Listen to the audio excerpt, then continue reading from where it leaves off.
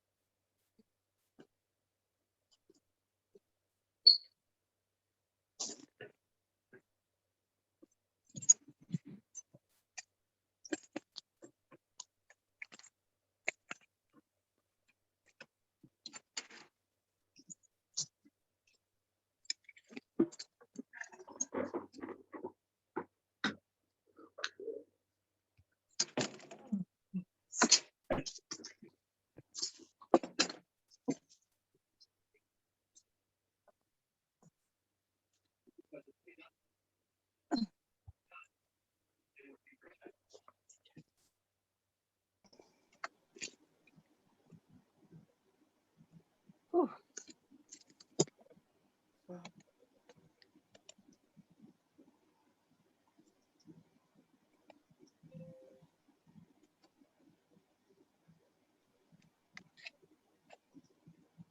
Okay, Barry's in.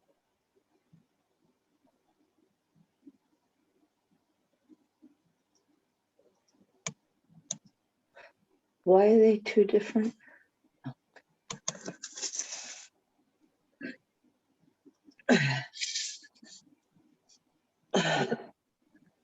Join the video.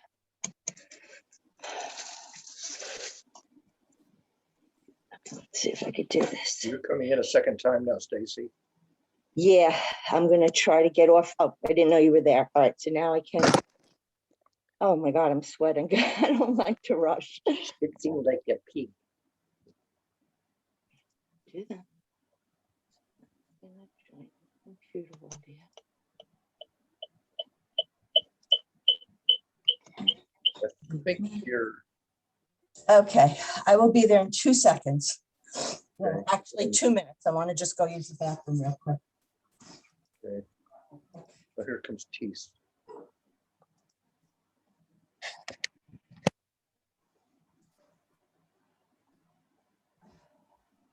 I'm sorry, Martin.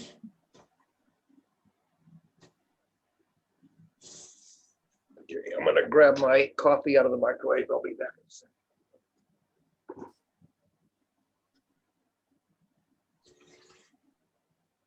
Welcome, everybody. We are in the barn racing, so we are not with Doc. So we should be somewhere else. Doc should tell us where to go. Doc didn't. This is the barn racing. Yeah, Entry. yeah, so I'll be on in a minute. Sam went to go take care of his dogs. I'm gonna guess Barry either went to get coffee or a bathroom break, like I'm gonna do right now. And Doug had other commitments, and since at least Barry and I still wanted to meet, and I guess Sam offered, so I shall. Colin's coming in too. Now I understand. Now, thanks, Stacy. So we are. I'm connecting to audio and listening. I didn't read the no. Now I see the no unblocking. Yeah. As soon as Doug posted it, I copied it over to the messenger channels.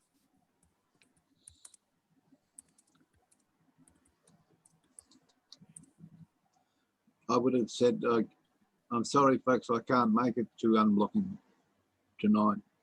today, because of the observance of Easter. Mhm. Doug is tied up because, what did he say, it was his mother or mother-in-law? He had to attend to, one of them. She came back. The mother-in-law got sprung from the nursing home, I think, for the day.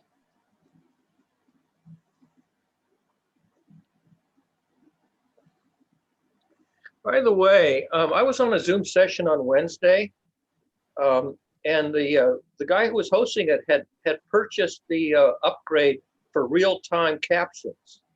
I didn't ask him what he paid for it, but it works.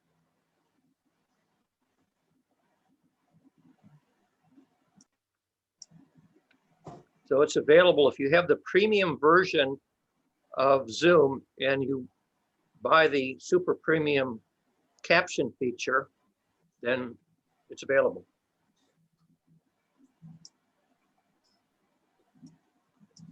The caption's going to put on the screen the words that are coming across the microphone.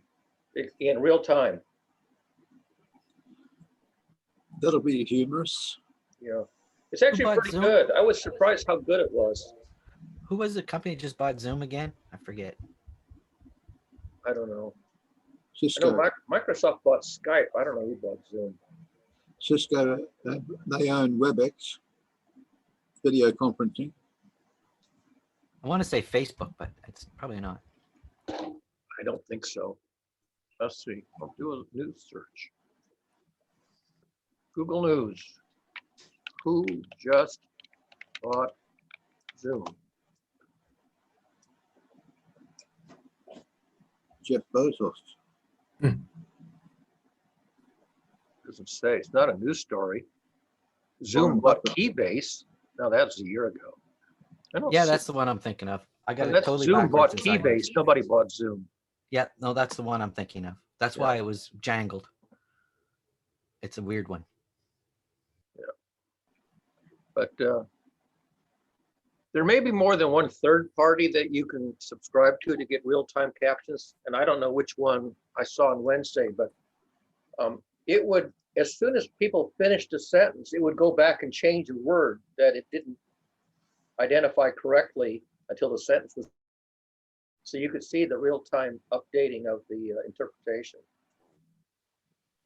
Yeah, that's the way my Google dictation works too, but it's only about 80% accurate. And if I don't enunciate properly, which is a really thing I have to stop and think about, because I do typically talk too fast and slur my words. I didn't notice how bad it was. Also, you're on your Donald Duck microphone today. Oh, really? I say that, yeah. Good. Uh-oh. Well, we'll fix that. I know what it is. I forget this, so this computer, I think I messed it up. Maybe I need to clean it. So the camera, you can push down or pull up. What does it do when you push Well, what it does is it makes sure that it's not on when you Oh, I don't see. know it's on. it? Oh, I see. But I forgot, I was like, how come I'm not showing up? And then I realized I had to push down.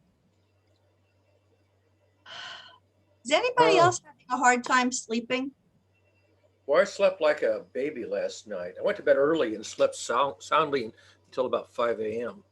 I didn't get to sleep till 4:30 a.m. Gack. Yeah, it's horrible. I had a friend who told me that he was having sleepless nights. So I had a sleepless night thinking about his sleepless nights. And then the next morning I wrote up a story, a post on Facebook about what I discovered. I remember hearing you talk about that.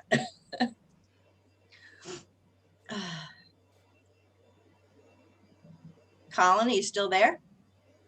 He's changing his mic. He had the Donald Duck mic on and he's switching out to the better quality mic. Microphone 2, check, check, check, Yeah, microphone. Like- that sounds like you're an adult now. That's a no? No, that's good. It's Uh-oh. good. Your mic is good. Speaker. Can't hear you, Stacy. It's- Your mic is good. Oh, I Can't see. hear you. All messed up. My Oh, lips. okay, hold on. That's just You have to put it in chat form. Why don't he doesn't you There you we guys go. don't get chat on mobile, do you? There you go. Colin, were you able to read my lips? Somewhat. Thank you. No new taxes. Read my tips. Tooltips. I hate that this part gets recorded. I mean, I don't mind that it gets recorded, but I would stop and start and publish this as like pre-talk, because anybody that's coming to listen and hearing this, they're leaving.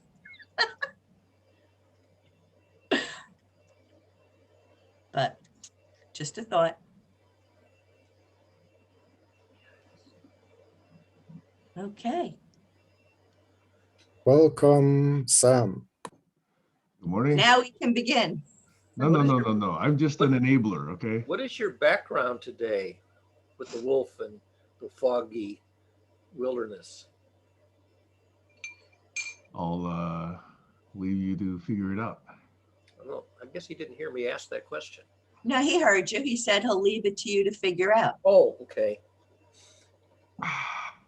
That is a wolf, not a dog, right? It is a wolf, yes. And it's a very foggy valley. The two wolves. Google, Barry, have you ever found that page, two wolves?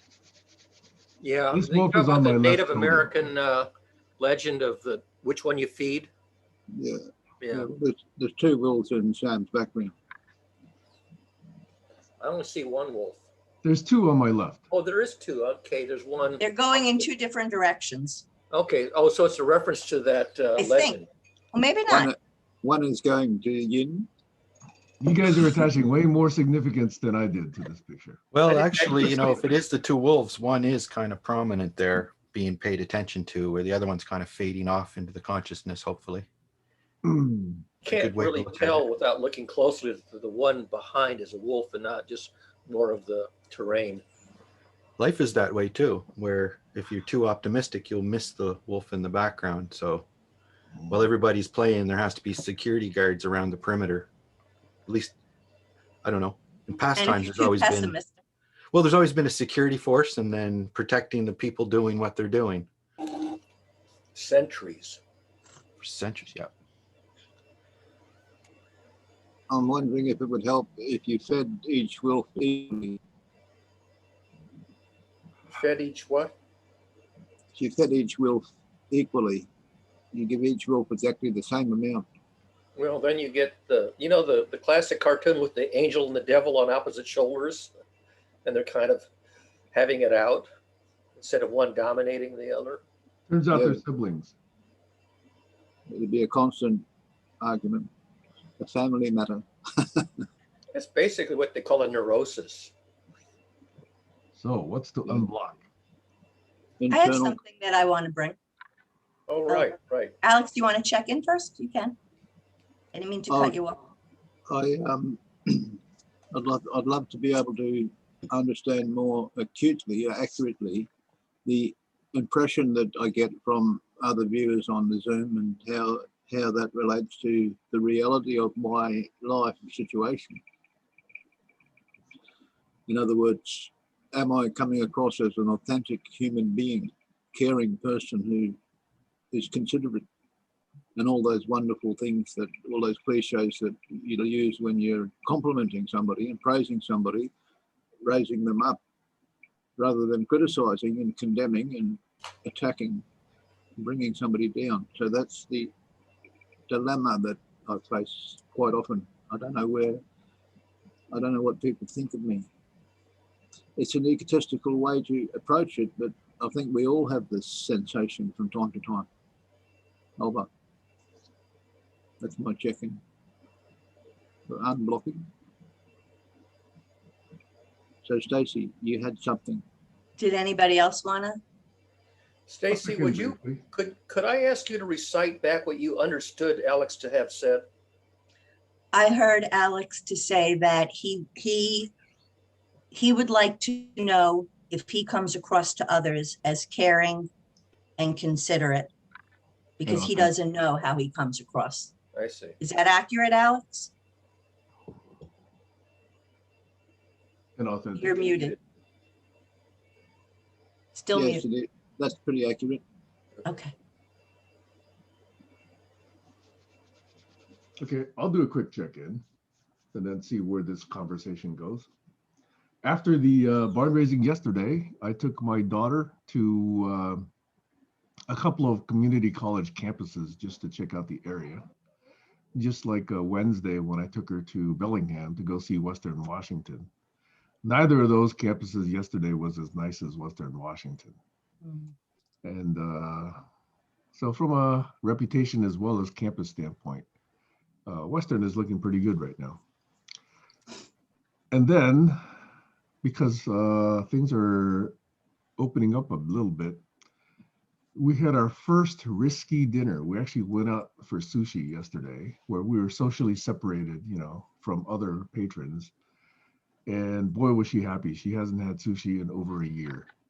Wow. You know, she said, "Dad, this could get expensive." I said, "Yeah, it's been a year, but have what you want." So she really enjoyed it. So we had a good day yesterday. And then yesterday, coming back, since we'd spent hours in the car together, she said something that warmed my heart.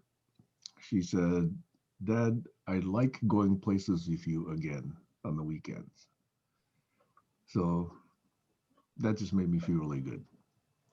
So I remembered a term that my ex-wife and I had used when we used to just bop around, you know, like with no plans, just going here, there, everywhere, just to spending time together with no pre-made plans. And it was an acronym used together called NDT. And so for hours, my daughter was trying to guess what NDT meant. And that was No fun. destination. Huh? Anyway, you guys can guess, but if you guys really want to know, I'll tell you at the end of the 2-hour session. That was So N that's as my in check-in. Nancy, not M as in Mary. N as in Nancy, yes. NDT. Over. Can we ask questions to guess? She did also, yes. Does the T stand for time? No, Does Would it be no destination, something? no. And That now is I'm Tomorrow. Does the T stand for tomorrow? Now No. we wish he would have thought about it more because No. All right. I Anyway, share that experience, Sam. That's I don't want wonderful. to derail the session, but I just We'll come back. A little check-in here. Well, I like your check-in because that's one of the most enjoyable things I have, just bumbling with the kids, you know. That's right. That's living. Nice day today. That was not it, but that's a good guess. Okay. So if I could just share something and then we can go back to Alex's statement, because that has to do with barn raising yesterday. But I know sometimes on here, especially Alex, you're one of the people, they find it hard to believe when I say that there are people that really don't care about the environment. You know, I get like this strange look. I happen to know it's true because unfortunately I know people, I hear them talk. And you know, there's different levels. Yeah, you have the kind that are just anti everything and everything's, you know, a lie and everything's bullshit. But then you also have the people that want to do something, but, you know, not if it's going to inconvenience them. And think about it. How many people smoke cigarettes? They know it's bad for them. They still smoke. Now, if you said, if you smoke the cigarette, you're going to die tomorrow, like when people get a heart attack and they stop, maybe that's different. So anyway, I always say that, especially with Americans, it has to be really immediate and right in your face. But that being said, I had an experience yesterday that I want to share because, and I've said this before too, we sometimes try to convince other people using the same logic that convinced us. And we forget they don't think like us, because if they did, we'd be agreeing. So with that thought in mind, there's this one particular person that, you know, I know her in person, and from the beginning, she's been downplaying COVID. It's nothing. And yesterday, a couple of days ago, she put up a video of a doctor, well-respected doctor, and it was, listen to these doctors, not Fauci and his agenda. So I took the time and I listened. And it was a very good, everything he said it wasn't just the parts that she heard. So I wrote back and I said, you know, did you hear where he said, and I went through the super spreader events. I should probably just read the post, it would be easier. What I really want to get down to is one of the things he mentioned was that most of us are immunosuppressed because we don't get enough vitamin D, but also because we don't get magnesium because of the soil depletion.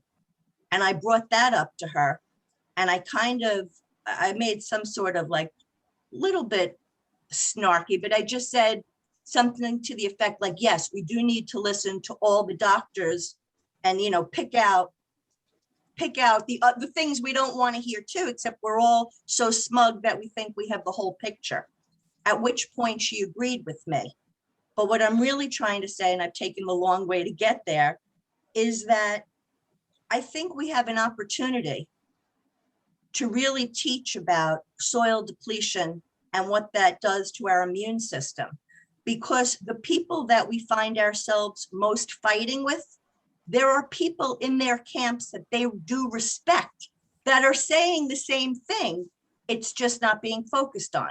That's not the wolf that's being paid attention to, but it's there.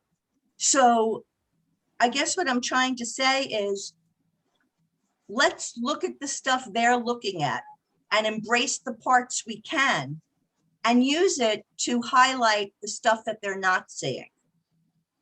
And with that, I'm complete.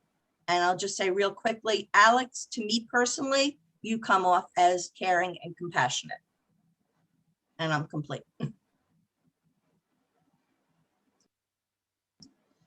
Yeah, there's always two sides to a story, and some have the side that's close to where the pendulum swings to its extremities, and others are on the other extreme. So, but they both got at heart, they both got the same concerns. What I'm saying though is more than that. What I'm saying is, find the piece in their story that matches and that works with the piece in the other story, and focus on that piece. Excellent. Sam, Sam. you're muted. So I like what you just said, Stacy, because to me, it's even more clear that that is acknowledging and recognizing and in fact highlighting that knowledge and delivering knowledge, very, very, very different, okay? So in other words, if you want someone to come to an understanding or an enlightenment that you appreciated at some point, you know, whether it's about physics or medicine or relationships or whatever, okay? The more you know about that other person and what they already know or understand or believe, and that belief is probably the key, okay? Allows you to sort of identify, okay, where are those places in that person's mental model or theory of mind that I can hook onto or latch onto or connect with or vibrate with, so that the message I'm trying to deliver lands and has impact, okay? As opposed to, well, I reasoned it this way, A goes to B goes to C, therefore D is true, you know, may not work for everybody. So story might work for others, you know, a little film clip might work for others, even a simple little meme or a video might work for somebody else, or an entire book might be necessary for someone else. It just, you know, kind of depends on the receptivity of the audience. So I really like the fact that you highlighted this. And in fact, I was trying to do that myself with Trump and Republicans. I had very limited success, however.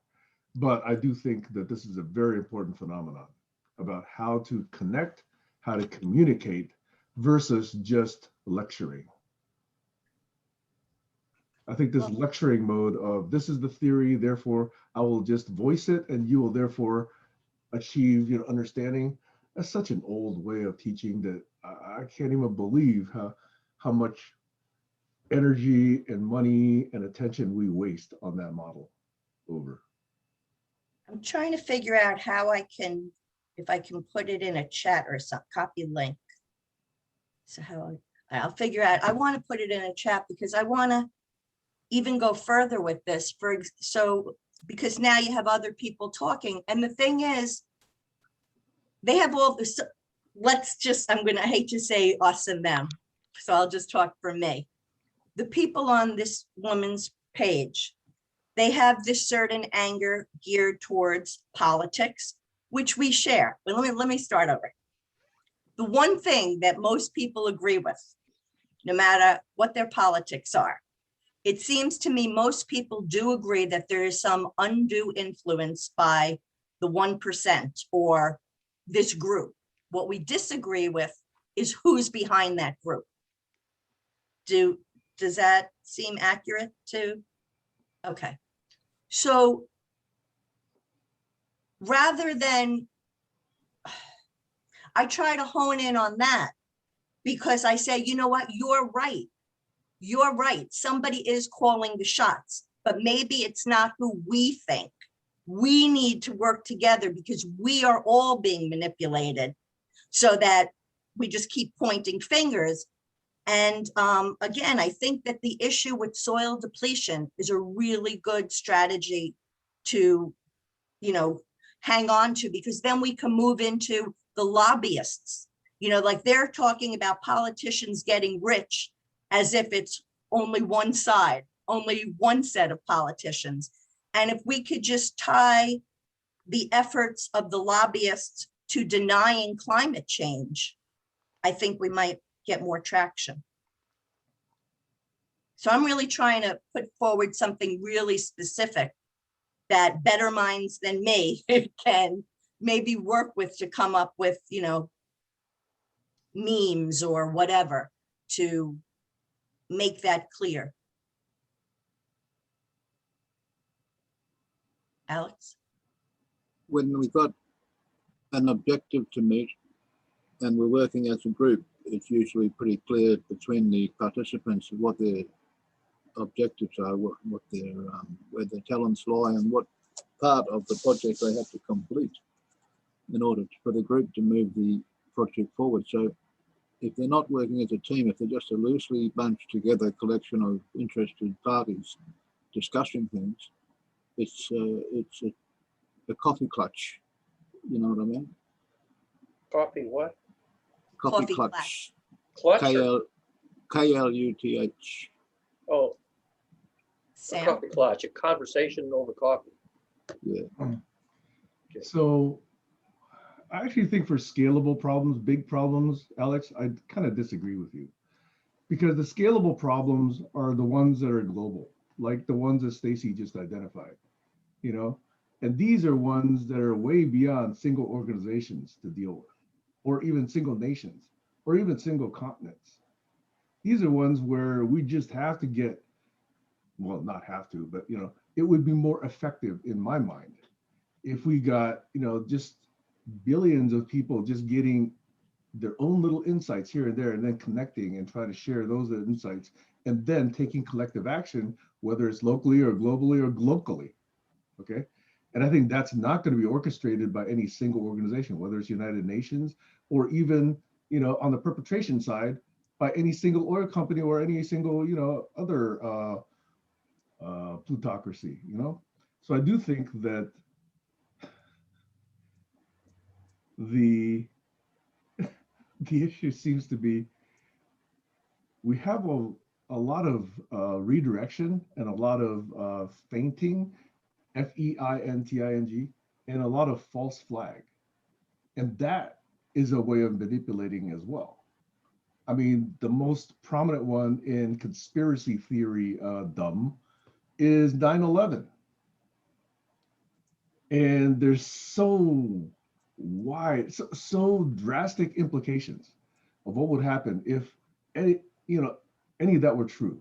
the conspiracy theories around that, or whether, Kennedy got assassinated, or whether, just name your favorite conspiracy. Okay. So it is true that we have to get behind the events and really track what the power, the money, the consequences, the aspirations, the selfishness, and really try and piece all that together. And it's a wonder to me that even journalists like Woodward and Bernstein can do it, after so much research, that they can just in a small team do that much work to put things together. So I do think that the better we can share information, the better we can evaluate, claim provenance. I'm having trouble with pronunciation again. I can't talk. Did you say Selecting providence? words. I cannot select words and enunciate them clearly. Okay. So anyway, I think I've rambled long enough, but I do, the main point being, we do have to look at provenance. We do have to look at shared global memory and shared global multiple hypotheses, and be able to evaluate and sift and model and predict and ask what if, along with understanding that the presentation of knowledge to me is very, very, very different in practice and in substance with the actual knowledge itself. All of those issues are intertwined here. So Stacy, this is one of the core ways of entering into, for me, what is collaborology and what is, in a sense, the larger program for the future. Over. Alex. I've got what you said, Sam. It's small players doing small projects multiplied by millions of people equals big action. So that's why I've got this hemp farm idea running in the background, and I'm video logging. Video logging, is that the word for it? Vlogging, yeah. Yeah, making video logs so that I can string them together and put them into a YouTube presentation. So this from start to finish hemp farm, because hemp has an ability to replenish the soil organically. It's like a fertilizer, and part of the farm can be dedicated to organic fertilizer because it's a huge industry that makes as much money as hemp oil.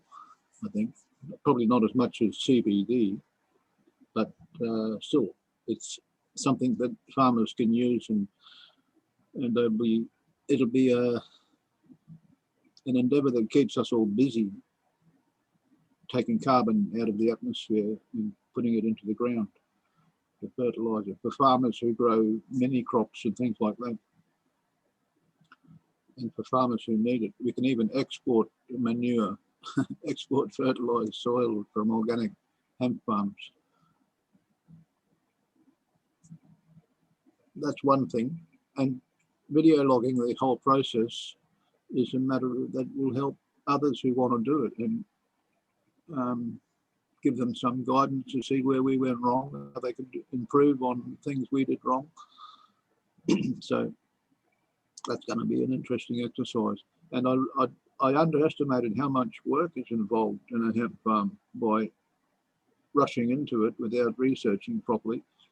But even though now I've discovered there's a lot of work involved, an enormous amount of work involved in growing and harvesting hemp and processing it into products, it's still doable, I think. And it's when your heart's set on something, it's not a chore. It's a pleasure. When you love what you're doing, you'd never work. Over. Barry, if I could ask a favor of you, because I put that Facebook thing in our Sure. barn raising thing, but I can't get it on to the screen because they're You on they're a two phone? different systems. I'm on a PC, and I can highlight the text with my mouse, and then I right click and choose copy. Where did you put it? I put it in the barn in our barn raising, laying the foundation thread. And I wrote, this is what I referenced. It's not there. GCC, yeah, it says because it says Facebook.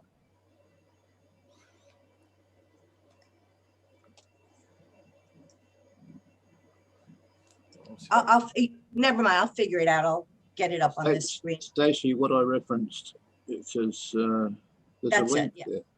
That want me link is, You want if me you to could put copy it in that the chat. into the chat? Yeah. All right, I'll try, see if I can do it. How's that? Thank you. Because, again, like, so what's different for me than for most of you is I look at my role as more of just, throwing out ideas in terms of ways to communicate with people. And, if I were to inject some humor, like Sam might like, I might think of myself as like, or want to think of myself as like the Kim Kardashian of Facebook and GCC, like being an influencer. Because, yeah, it was stupid. But my point is the kind of work I do is different. And sometimes I feel bad about it, like I'm not doing enough. But I'm here saying this, hoping that somebody will hear it and something will ring true. And in that vein, I want to say that what I've learned is that when people pay most attention to other people's answers, it's when it's to a question that they themselves ask. So, for example, Alex, rather than going into the hemp thing, I would throw out the question, what are some of the ways to combat soil depletion? And then I would give a whole bunch of different ones. And then people could gravitate to the one they want to find out more about. And then you already have like a natural curiosity and desire that can blend into something. And then you never know who you're going to meet.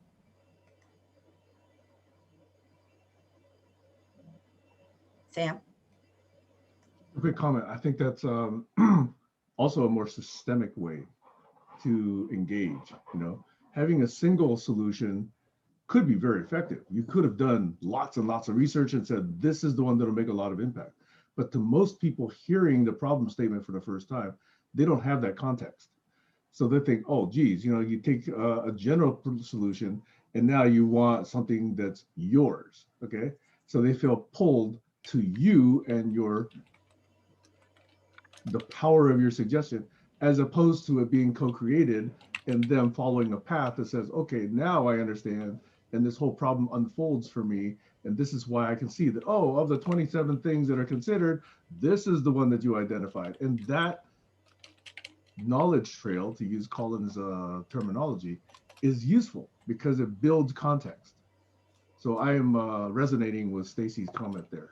And I'm hoping that that was coming across constructively and not me being an asshole, okay? Over. No, I mean, you're asking me? No, it sounds like you're agreeing. I like that. I hope it didn't come across to Alex as me being an asshole, is what I meant. Yeah, definitely did. I'm only pointing out one example of the multitude of different things that can help the global problem of soil degradation.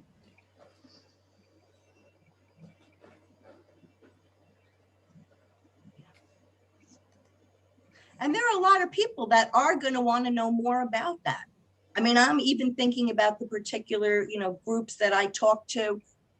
Again, I'm thinking the same ones that are concerned with that maybe don't buy into COVID being a big deal, and they're more focused on the immune system, which is very important. A lot of those types, not to generalize, but yes, to generalize, are very interested in they would hear the word hemp and they would want to know more. Yes, and they would hear the word soil depletion, nutritional degradation of the soil. That would be the first point of entry. If those people came from countries like Sudan, for example, where they can't grow enough food. Oh, but Hey, Tyra.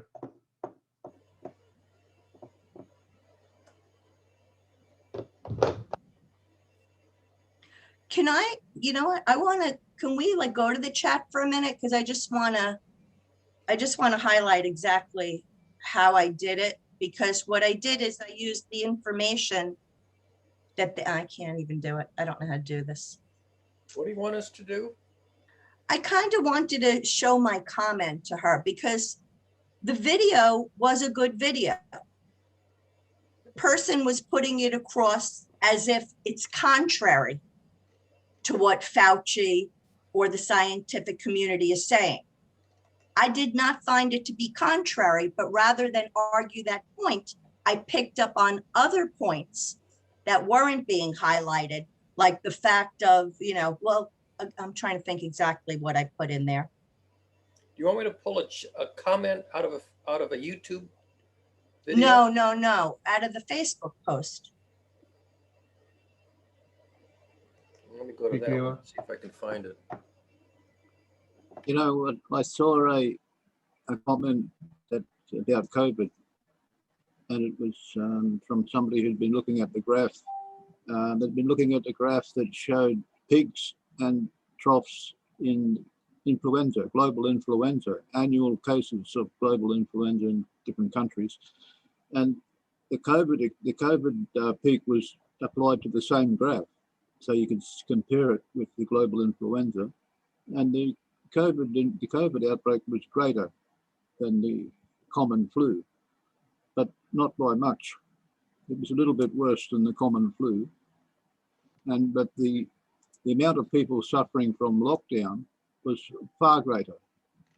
So the cure is worse, the remedy worse than the disease. Over. See, and that kind of like dialogue is exactly what I was trying to avoid, because I feel like that's what's getting us nowhere, because we're just like picking a side. Yes, it is. No, it's not. Yes, it is. No, it's not. When there's, thank you, Barry. That was my comment. So what I did in that comment is I agreed that we should be listening, but I pointed out some of the things that I think she was ignoring because I know how she's been posting. Sam? I don't want to interrupt. I want you to finish first, but I do. I'm finished. I just wanted to have an example of what I'm talking about. Okay. So the question that I derived from our theme yesterday of anything you can say, I can say meta, okay, is at what point can we surmise or conclude that further investment of time and argument and debate and conversation is of diminishing returns, and that maybe our efforts are put better elsewhere? I'm not saying it's, always necessary to give up on people, but I am saying that, and to a lot of others, it is a lot more effort to get through than for some. For people who are really ignorant of the knowledge, but reasonable, they can learn fairly quickly. For people who are not willing to be open or are so identified with a belief that they don't want to hear new information, you could be pounding the wall forever and still not get through. So I'm still curious from a collaborological standpoint, because one of my first conclusions when I entered this domain of inquiry that I, self-congratulatorily call collaborology, is one of my conclusions that it's not necessary to collaborate with everybody. So a corollary is it's not necessary to converse and debate, and reason with everybody. I'm not saying it's impossible. I'm just saying you got to weigh your life. I've got a few number of days left. I've got, some ergs of energy left. And where do I want to invest that? Certainly not in someone who's going to be so closed-minded that they refuse to be, quote unquote, convinced or open-minded. So that's a meta way of asking how we might go about this. Sorry about that. Over. No, not sorry at all. I just want to answer. I just want to address that. So I think that there are different goals here. So that may not be your goal for what you're doing, although I would say anybody working on social media should keep that in mind if that's what they're involved in, engaged in at the time. Somebody like me is going to spend more time engaging like that because that's just suited for me. And the truth is, the general public, we do need popular opinion to get things done. I mean, we've seen what social media was able to do in the negative. I'm suggesting it is still a need to do that in the positive. Now, does that mean that Tease has to be doing it? No, because that's not his role. That's not what he's working on. But I'm suggesting that go ahead, Sam. I never want to interrupt you. I want to make sure you're done first. Well, so I'm not looking at, if I can then interrupt you, that's fine with me because we're just having a flowing conversation. So Okay. I'll jump in. Go ahead. So the one thing I wanted to say is, I actually don't so much think it's about popular opinion. If it were about popular opinion, we'd have Medicare for all. We'd have unions. We'd have all this other shit, okay? It's not about popular opinion. It's about people who control power. This is true, but what Trump was able to do is create false perceptions, and that changes people's behaviors, okay? There used to be a time, if you think of All in the Family, and you think of Archie Bunker, and this goes to humor and mocking. Because Archie Bunker was mocked, people knew that that is not the behavior they're supposed to reflect. And so they didn't do it. And we all knew that that would be the wrong way to behave. When Trump came in, there was a void in reasonable voices. And once some people started taking him seriously and nobody pushed back, it became way more mainstream. And people who would have never admitted to having certain feelings started feeling like, oh, now I can say this. So what I'm trying to say is that perception does mean a lot because, and I don't know this for a fact, but my feeling is people are drawn to be with the majority, whether they realize it or not. They might talk about not wanting to be a sheep, but they want to be on the right side. And having a whole bunch of people confirm that they feel the way you feel makes you feel like you're the smart one. I know I'm all over the place, but it's hard for me to, there's so many things in play. Barry, help me. Here's support. What I I wanted think to we're getting a say- makeup tutorial. Wait, Barry's talking. Hey, Kayla. Barry. What I wanted to say is there's an enormous difference between promoting an idea and enacting an idea as the role model. For example, take this Zoom session. Sam initiated this weekly Zoom session. You know the phrase, if you build it, they will come? Sam created a Zoom session and we came. But we came to the Zoom session to chat, not necessarily to do what Sam had in mind for us to do when we got done chatting. So if you, for example, if you want to talk people into having a hemp farm, start a hemp farm and invite people to come and join you. Talking about it doesn't get people to do anything. You got to actually do it. You have to pioneer it and then invite people to come and literally collaborate in real time. Talking about it is not a very good way to get things going. You got to do it. You got to be the pioneer. So Sam pioneers a Zoom session. Here we are having a Zoom session. But doing something without talking about it is a problem as well. But the thing is that what you really want is the press to come and do a story about you doing what you do. When I started online learning communities back in the 90s, when there was practically nothing happening on the internet, especially for children, the press came and covered it. We were written up in the New York Times and Time Magazine and Scientific American, Popular Science. We in the Well magazine, what was it? Wired magazine. We got written up by journalists, and that brought more people in. We weren't advertising or promoting it. We were doing it, and journalists found out about it and wrote about it. Wow, that we can get media coverage with this. There's a trillion trees project and a billion trees project happening on the internet. And if our hemp plants can be classified as trees, we can set aside a section of the farm and call those trees. And they'll add to the tree project, the Trillion Trees project, which is a super fantastic idea.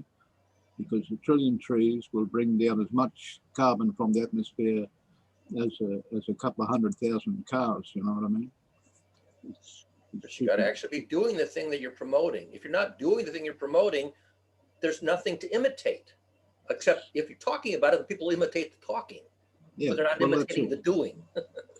Yeah. That's the Well, point. I gotta stop talking about it, and it's never gonna happen.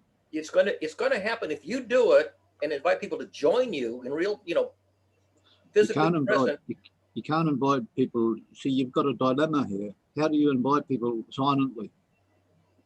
You have to start it. You start it with 2 people or 3 people, and then one more person comes and joins you, and then another person comes, and it grows. It snowballs. It's like a snowball dance. If you want to get Yeah. people to dance, you go out by yourself and you dance on the dance floor, and then someone will come and join you, and it snowballs. But if you Well- say, "Hey, everybody, let's go dance," and you stand there, nobody goes and dances on the Well, dance floor. Tees has joined me in the private chat.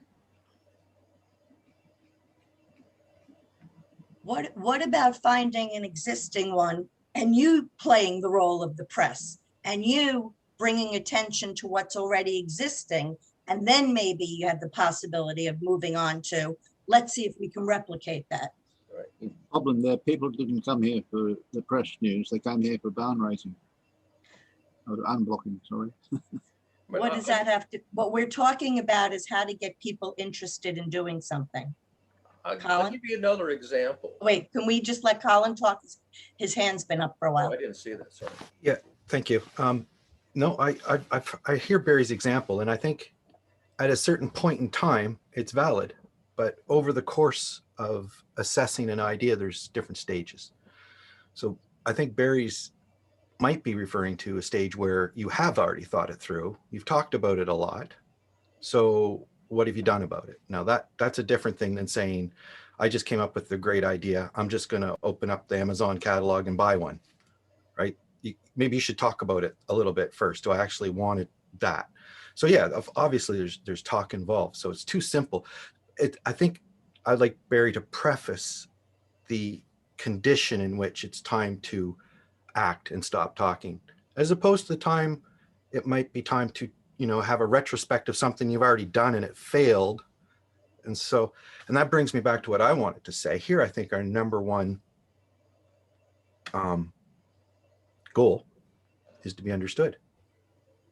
So if we're talking and nobody understands what you're saying, then you're not doing much. So I've had lots of people comment that they don't understand me. And I had a small chat with somebody the other day, and they just said, you have to tell me more about this thing you're doing. And I told them in like 5 sentences, it's not complicated. It's people want to make it complicated. Anyway, it can get complicated once you start looking at details. But to understand what I'm talking about is not complicated. So if it is, ask me some questions if you care about what I'm talking about. If it's my day, if it's my time, if you're interested. However, I build the space to say it's about my idea. A lot of times I come here and people want to make it about me. Do you want to see how I do the 2-step, 3-step, play a song? What do you want? Whittling, whistling? I'm here for global challenges and wicked problems. And I'm getting a lot of connection from people, which I enjoy, but I'm not here to be popular, right? I'm here to try to make sense and be understood. And it's very frustrating when it's difficult to do that. So how do you build conversation adapters so that people can actually lock into the message and say, yes, no, I understand, I don't understand. Could you say that again? Okay, maybe next week you can try again. That was 20 minutes, right? There's no need for 5 hours. It's a sign you're gone off the rails. Thank you. That's where the media helps, Colin. If they pick up on a project, What are you going to They're tell very- the media? Is the they're media very- going to understand you? they're very good at simplifying things. When they hear you give you a 5 minutes explanation that explains it very simply, they will understand and even simplify it even more for the general public. When They put it will out. or they do? Well, a newspaper is written for an 8-year-old to understand. But when they're interviewing you, does the reporter understand you? Have you done your That- background? Have you done your Yeah. work? That's up to you. Sam has his hand up. You know, the media works with very simple messages, and the words are not as simple as pictures. So if you can provide a picture of something already working, the media has a lot more leverage that they can help you with. If you provide, 4 pages of description about, well, you got to get 2 people and you got to plant trees and you got to build a web page and you got to do this and you got to, get advertising or whatever. That's a much more complicated message than just, hey, here it's working. On day 0, 1 person. Day 10, 10,000 people. Day 5, whatever. Okay. That picture, the media will help spread. No problem. So it's the proof case, the proof point, the case study that I think, the media is actually good at helping to communicate. But for theories, no, you're going to go to places like the Physics Review or the Lance or, some other, technical journal where people are accustomed to reading 20-page frameworks and treatises and theories and whatever. But then what's the readership of that? Maybe a few thousand, maybe at best, So that's part of this message about understanding what communication is effective at what stage of the life cycle of your idea.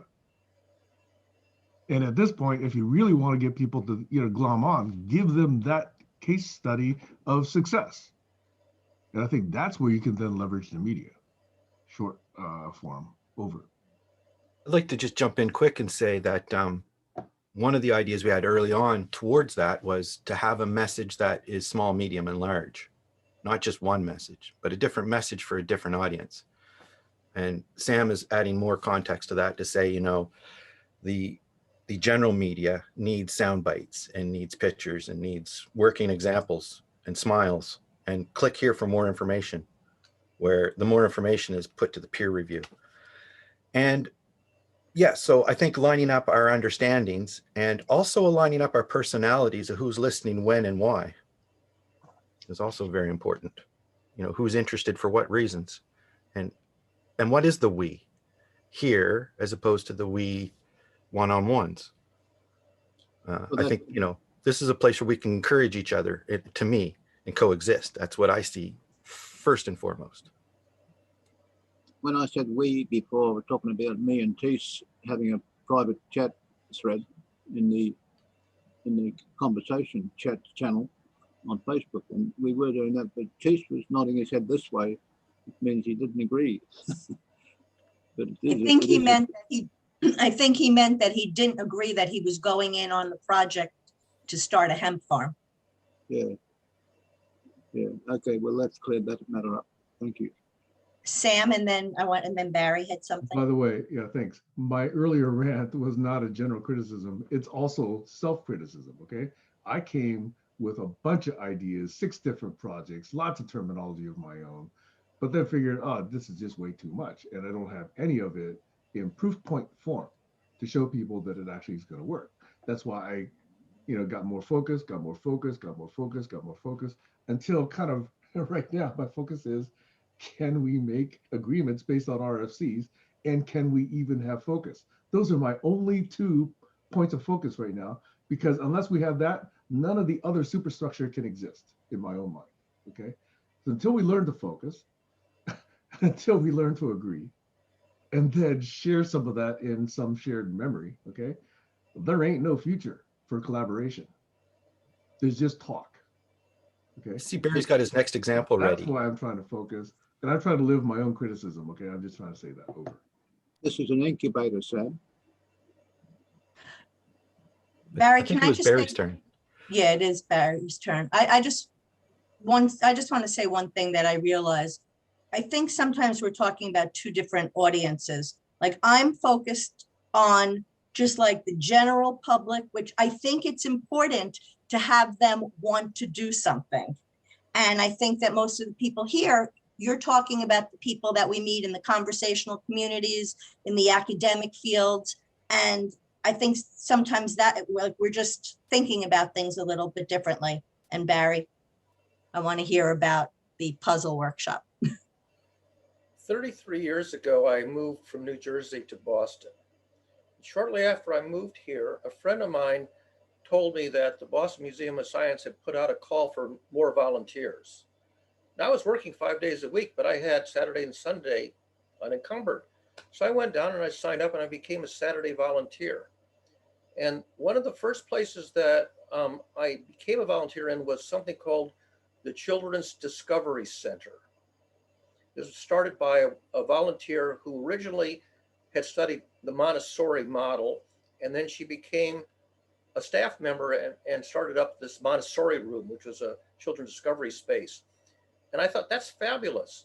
I want to volunteer there. And I began to volunteer there. And they had all kinds of interactive activities for people of all ages, not just children, adults too, parents. And they had a small number of puzzles in a cupboard. I thought, oh, that's interesting. I took out the handful of puzzles that they had. I set them up on a counter and invited people who were in the room to come up and play with the puzzles. And pretty soon I started bringing in my own personal collection. Eventually I had something like 50 pounds worth of puzzles that I was schlepping in every Saturday and setting up on the puzzle counter. And it became a very popular activity. And little by little, the other volunteers got interested in it. There was one volunteer who wouldn't go near the puzzles for like 2 years.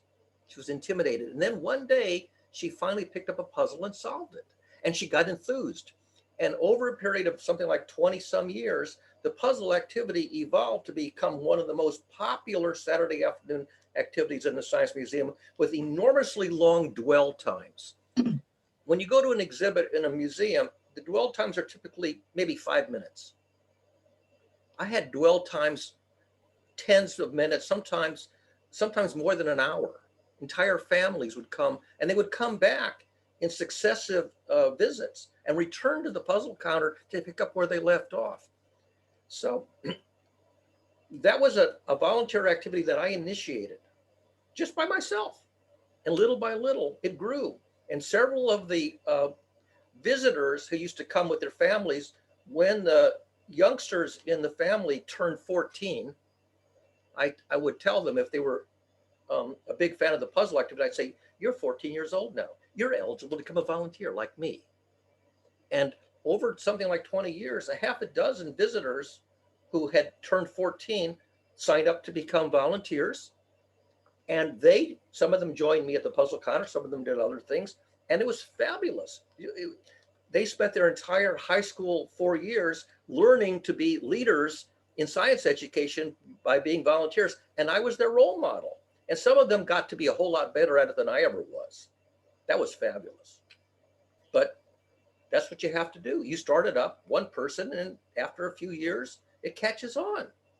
It grew organically. Sam likes things that grow organically.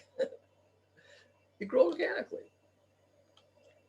Yeah, I mean, I totally agree with that. And one of the things that I see here, I've always felt that, what are you laughing at, Sam?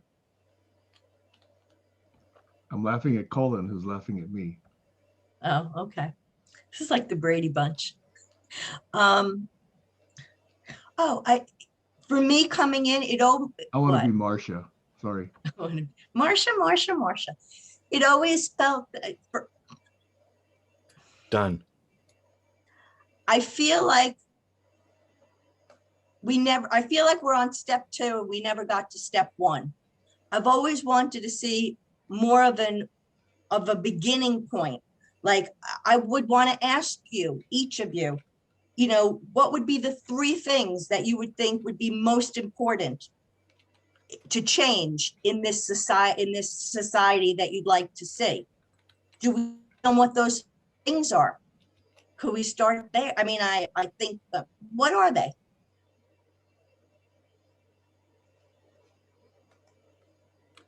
Tyra? I'd like to see all new builds, home builds, incorporate solar and living walls somewhere on the home. So that's what I'd like to see happen. That's one thing. Yeah. So can I want to go even below that. Why do you want to see that? Because that's what we were talking about before you got on here. Instead of the solution, I want to know what are the actual things we're trying to solve. I hear that that's one solution for it. What's underneath it? But That's, I want to get to the really basic three things. okay, can I dive into that and articulate it a little, or do you want to go, Alex? Just for my own edification. Yeah, Alex, do you want to go first? Yeah, there's a little point I'd like to drop. Collaboratively. If the points that we have in common, the things that we agree upon are more heavily weighted than the things we disagree upon, then we have momentum swinging in the right direction. That's all. Back to you, Tyra. How do we notice that is the question. How do we facilitate? That's why I want to get it to a more basic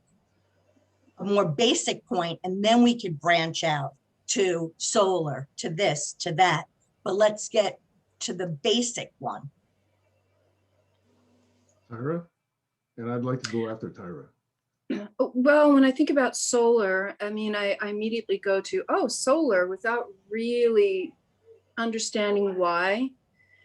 Well, one of the reasons is that I know here in Southern California, our dependency on the electrical grid is extremely high and the infrastructure is extremely poor.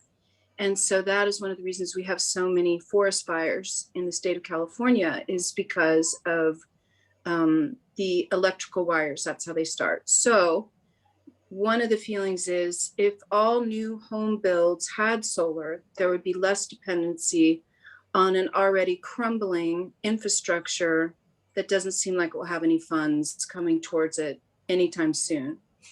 You can also sell that energy back to the state. So it is a collaboration of the people and the government or the state at the same time. That's just, that would be one of the main reasons why I would want solar on all new builds. I'm done. Sam, you wanted to go? Okay, so Stacy, I was reacting to your statement about everyone stating their top 3 things to want to do. And so it's an indirect response to Tyra as well. And that is that even though we've spent 3.5 years together, if I were to pick any one of you and say, what's this person's values? What are their mission? What are their purpose? What are their goals? What are their actions? What are their tactics? What are their immediate action items, et cetera, et cetera? I couldn't do that with anyone here, okay? And it's okay, because I've got that perhaps on my own. Maybe other people do as well. And we're each living our life, and we're each trying to do what we can, you know, the little hummingbird, you know, bringing drops of water to the forest fire. And I think that what's important is we're all doing that, you know? It's not do this first and then do that. It's like we're always constantly doing that. I'm constantly looking at, okay, so did what I do today reflect my values? Or is my mission statement consistent with how I spent my day yesterday? Okay, and we're all kind of doing that. So if we're all doing that, how do we best get an understanding of each other's lives and where we're investing time? In my opinion, okay, it's that we share it. So if I write about what I did, or if I'm sharing in verbal form what I did, and then you're each doing that as well, we can eventually get that common understanding of each other. And I think that, you know, coming into this, I initially made the mistake of saying, geez, I spent so much time with Doug Engelbart, and I spent so much time talking with Alexander Laszlo and Dino Karabag and all these other people. I've got 6 different projects, and come work on my project. That's a standard mistake smart people do. That was one of the classic smart people problems, okay? It didn't land because it was too complicated. It was too much. It was too much for people to swallow or even bite off little chunks of. And that's why I wanted to go back to beginning and see if we can co-create that together. But does that mean that I've abandoned my 6 projects or 7 projects? No, I'm still trying to push those forward.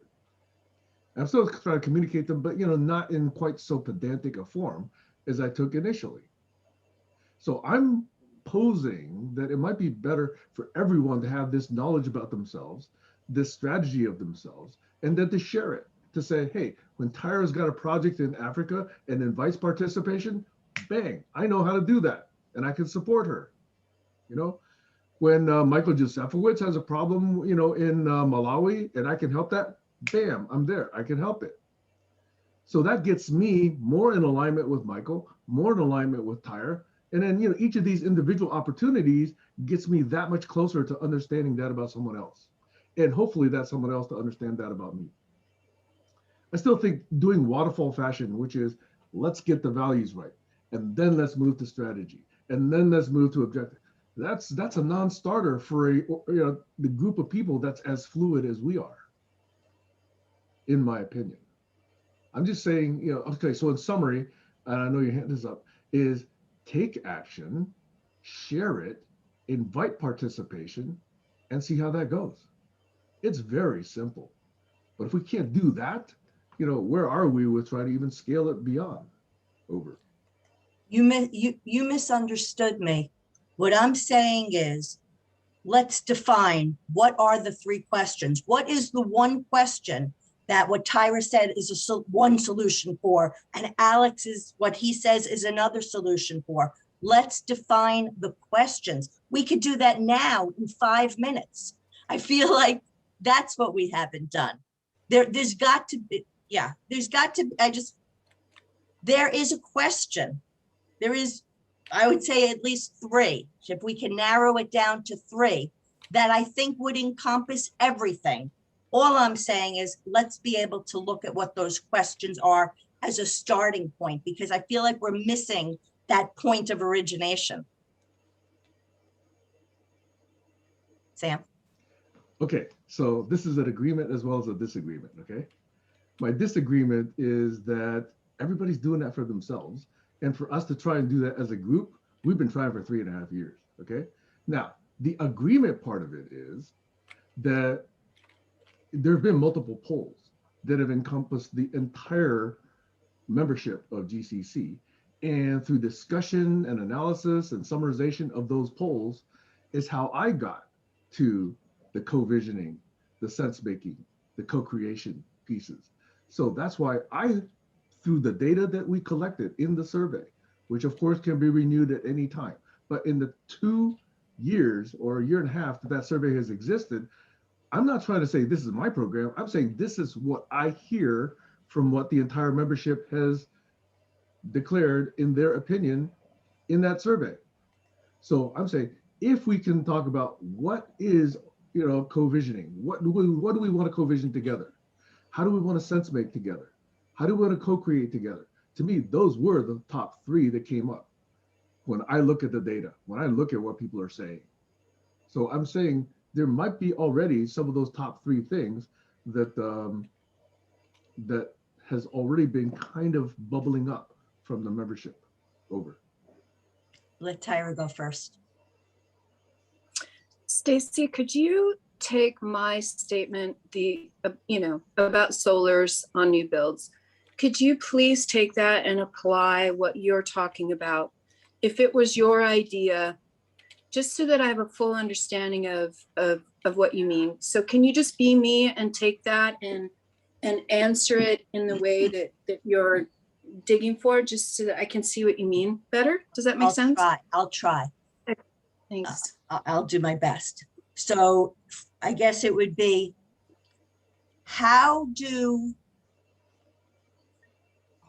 what kind of solutions can we come up with so that financial decisions are not taking priority over what's good for the environment? Keep going. Then the next like step it. would be to look at where the wrong decisions are being made because of the financial, implications. And then there would be a next step to that. And then it would branch off. And then we would look at solutions like solar and making sure that those solutions didn't go into the same pitfalls as things before. Because how many times have we seen solutions cause a different set of problems? Is that a little clearer? Yeah. Thank you. Yeah, no, you did that brilliantly. Yeah. I have to say I'm really distracted because it's early in the morning here, and the children in the neighborhood are all screaming and scampering, looking for Easter eggs. So I'm kind of delighting That's nice. watching that. So that's what's going on around me. It's very sweet.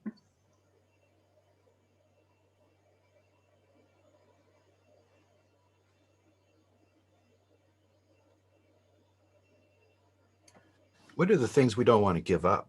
We don't want to lose as a society trying to look at these wicked problems.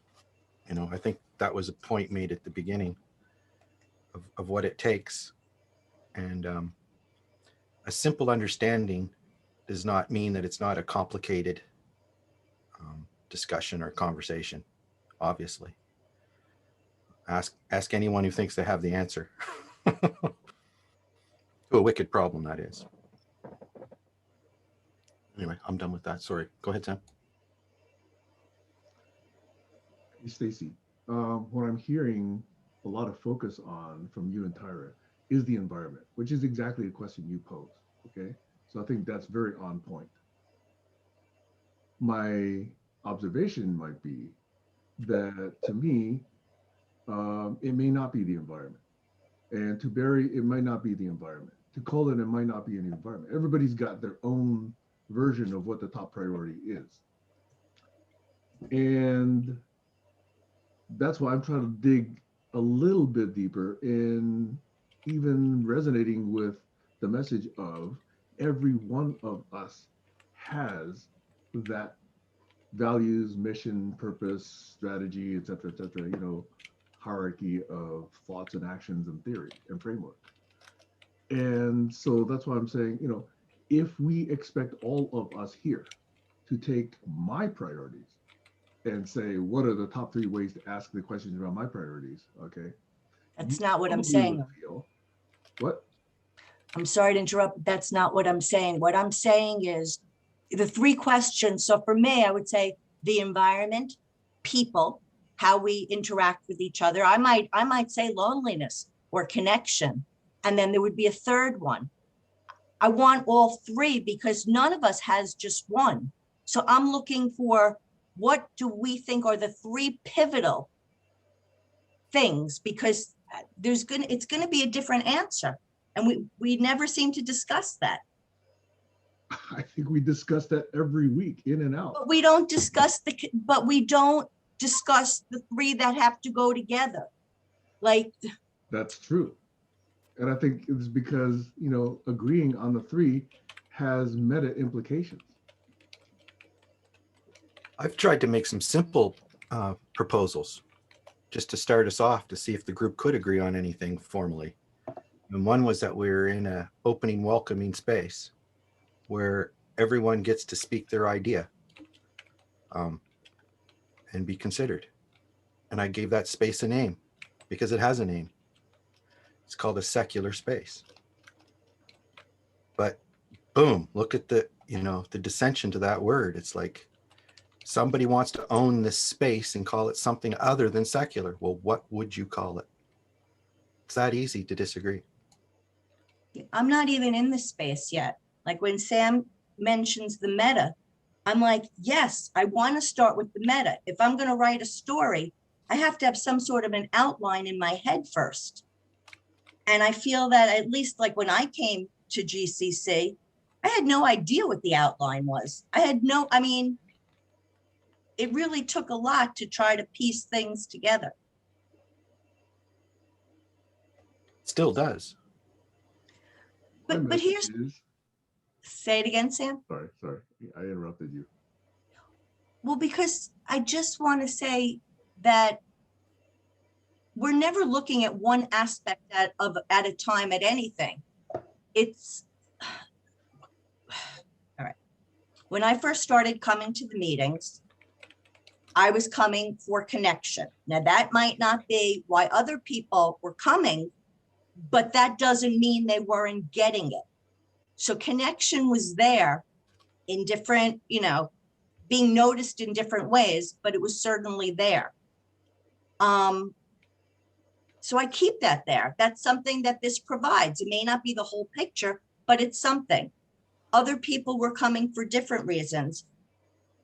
What I'm saying, I'm having such a hard time articulating. Take your time. Take your time. Take a breath.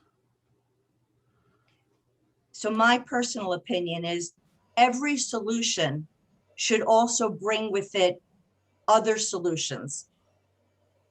So in every solution, I would look to make sure there's some mode of connection within it. Like you said, what don't we want to lose? I don't want to lose our humanity in whatever solutions we come up with. So all I'm saying is, what are the 3 things that we really want to bring with us into this new way of being?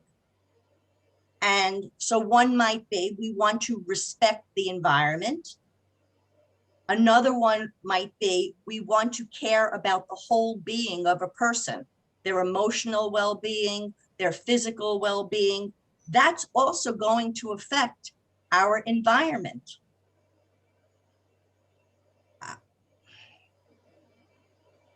I mean, honestly, I feel like I just want to go back to kindergarten and start with the basics. You know, so many people think, oh, we have that. Well, no, look how many of us grown-ups act out all the time. We don't have that.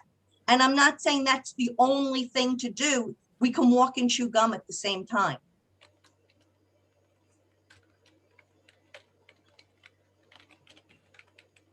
I think I understand what you're saying, Stacy. Can you put it into better words for me?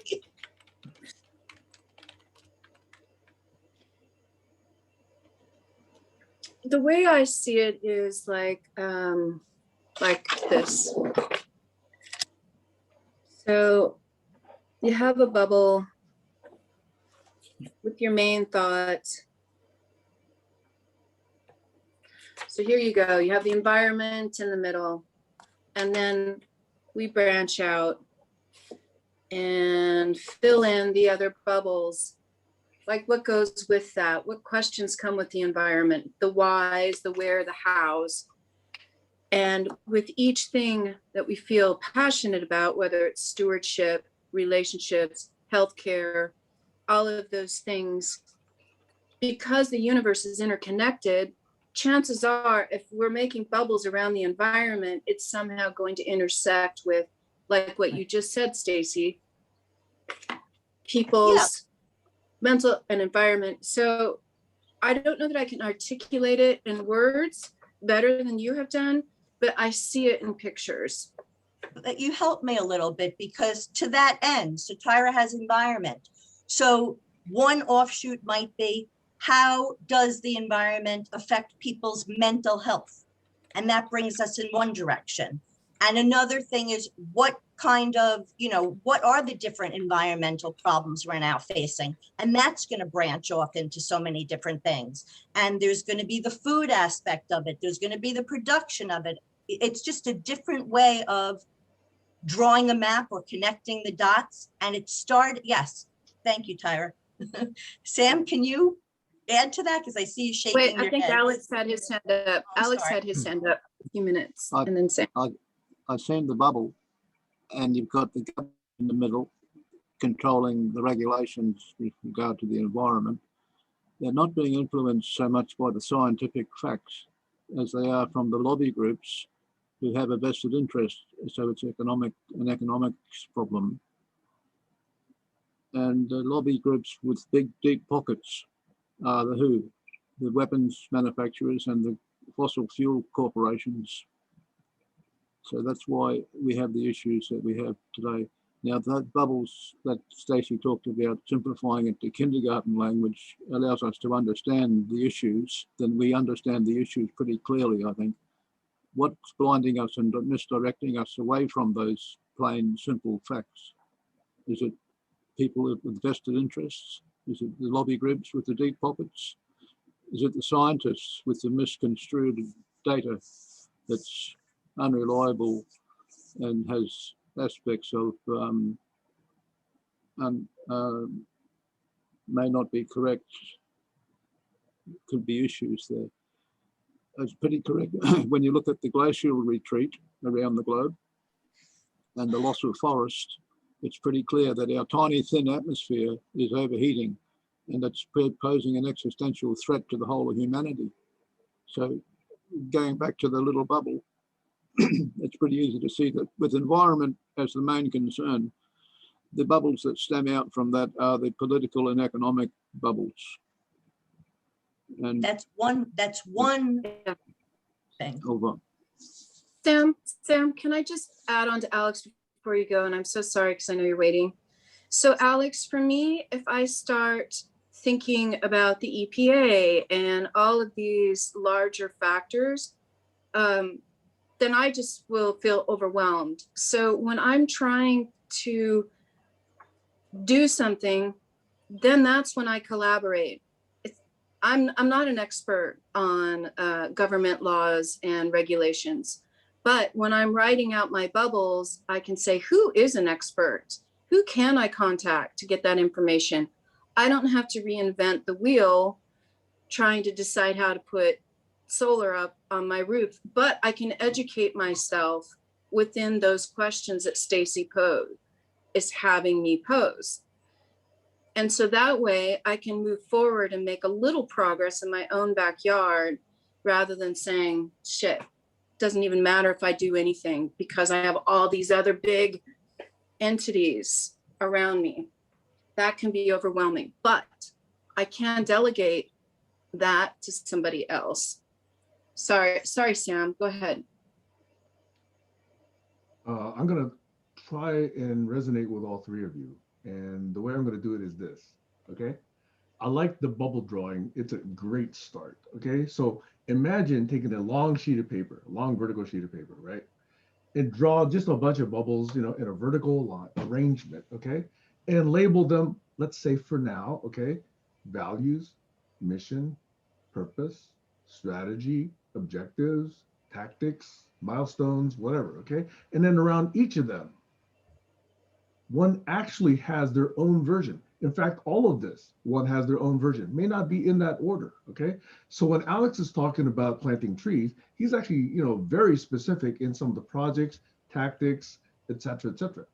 What you're asking when I have some of these questions is you're asking, okay, so what's the value behind it? Or what's the mission behind it? Or what's the something behind it? So I see it progressing up, in a sense, this alignment of bubbles. What I'm actually trying to recommend is that each of us draw this out for ourselves and say, this is how I look at the world. This is how I look at the problematique.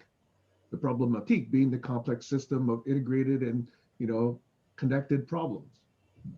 And if we do have this, then we've got conversations galore. I can take my sheet of paper, I can take a look at Tyra's, or I can take a look at you and say, this is where we actually have some commonality, or this is where we see things differently. And that's an interesting way to get common understanding of each other. And that's why I think, if you want to get pictorial about it, drawing this out is going to be very effective. Some people are more effective writing words. Some people are more effective at writing parodies. I love drawing diagrams, okay? And diagrams are kind of a way of drawing bubbles myself, okay? So anyway, that's my response to what each of the three of you have been saying. Now I see you shaking your head, so I'm actually curious to see what you say. Over. Me? Mm-hmm. What I was just gonna say is I'm even talking simpler. My three bubbles: people, planet, sustainability. And Yes, then but any as you stand from that. say it again. But if you leave it to those three, that's fine. But clearly there's going to be other bubbles that are connected to those. And Yes. other bubbles are going to map into this larger framework. Absolutely. But I want to start with the smallest piece, and I've never seen, I just want to start with people, planet, For you, my message is sustainability. for you, you want to start there, Stacy, but to expect all of us to start there, that's an interesting. But you're already there is what I'm saying, because then all you have to do is whatever your idea, just check off which bubble it's in. Just go to that bubble. That's all. For you, that's the way you see things, Stacy. Yes, that is because I see what the challenges are. And to me, the challenges are not finding that one point of agreement, because we're already starting at step 2. And we never got to step 1. In your So- model, Stacy, Yes. in in- your yeah. model. Well, that's why I'm here, because my model is something that I don't see people doing, and it's frustrating because I think that one little change that nobody even wants to try. So if I were to channel Barry, can we see you do it? The only difference is, for what I'm trying to do, the only thing I can do is be the beginning point. I can't do anything else because the whole idea is that it's organically grown. You have to plug into me. You have to put your stake in the ground because that's your sovereignty. I have put my stake into the ground. But so I am where trying does to it, connect with you. okay, so I'm going to ask you, your goals and desires, which of my bubbles do they fit into? People, planet, or sustainability? All of it. Okay, good. Now we move on. That's it. I'm done. No, Now, if because Colin all of could it do is a simple something- agreement. There's clearly ramifications and levels of detail around this response, all of it, right? Because 3 words can be very misconstrued. Right, but Very, I'm not very. looking to get that. I just want this very simple agreement. So now if Colin goes, Colin, where are your dots? Colin's got 1,000 dots. Not necessarily. I got a lot of options. Not all things are validated in my world, or any of our worlds. Some things are. Some things we think are true aren't true.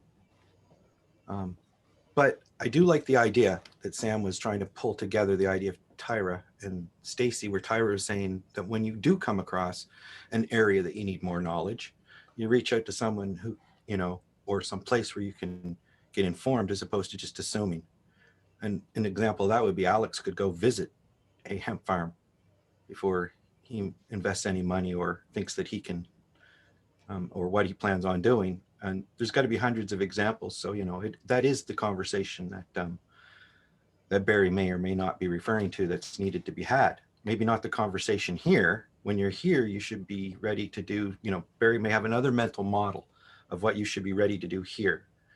But what you're ready to do for yourself in your backyard is, the bubbles that you've made. And that's what Stacy's talking about. How do you make your bubbles of importance? And I think, for you, lining up your values with the environment is the reason behind it. But this is the Venn diagram that I speak of. If everybody can put where their values are that are behind why they're going to have intentions to do something, I think that's not everybody gets that. Sometimes if you're too passionate about what you're doing, that's a reason for an investor not to invest in you because it's your baby.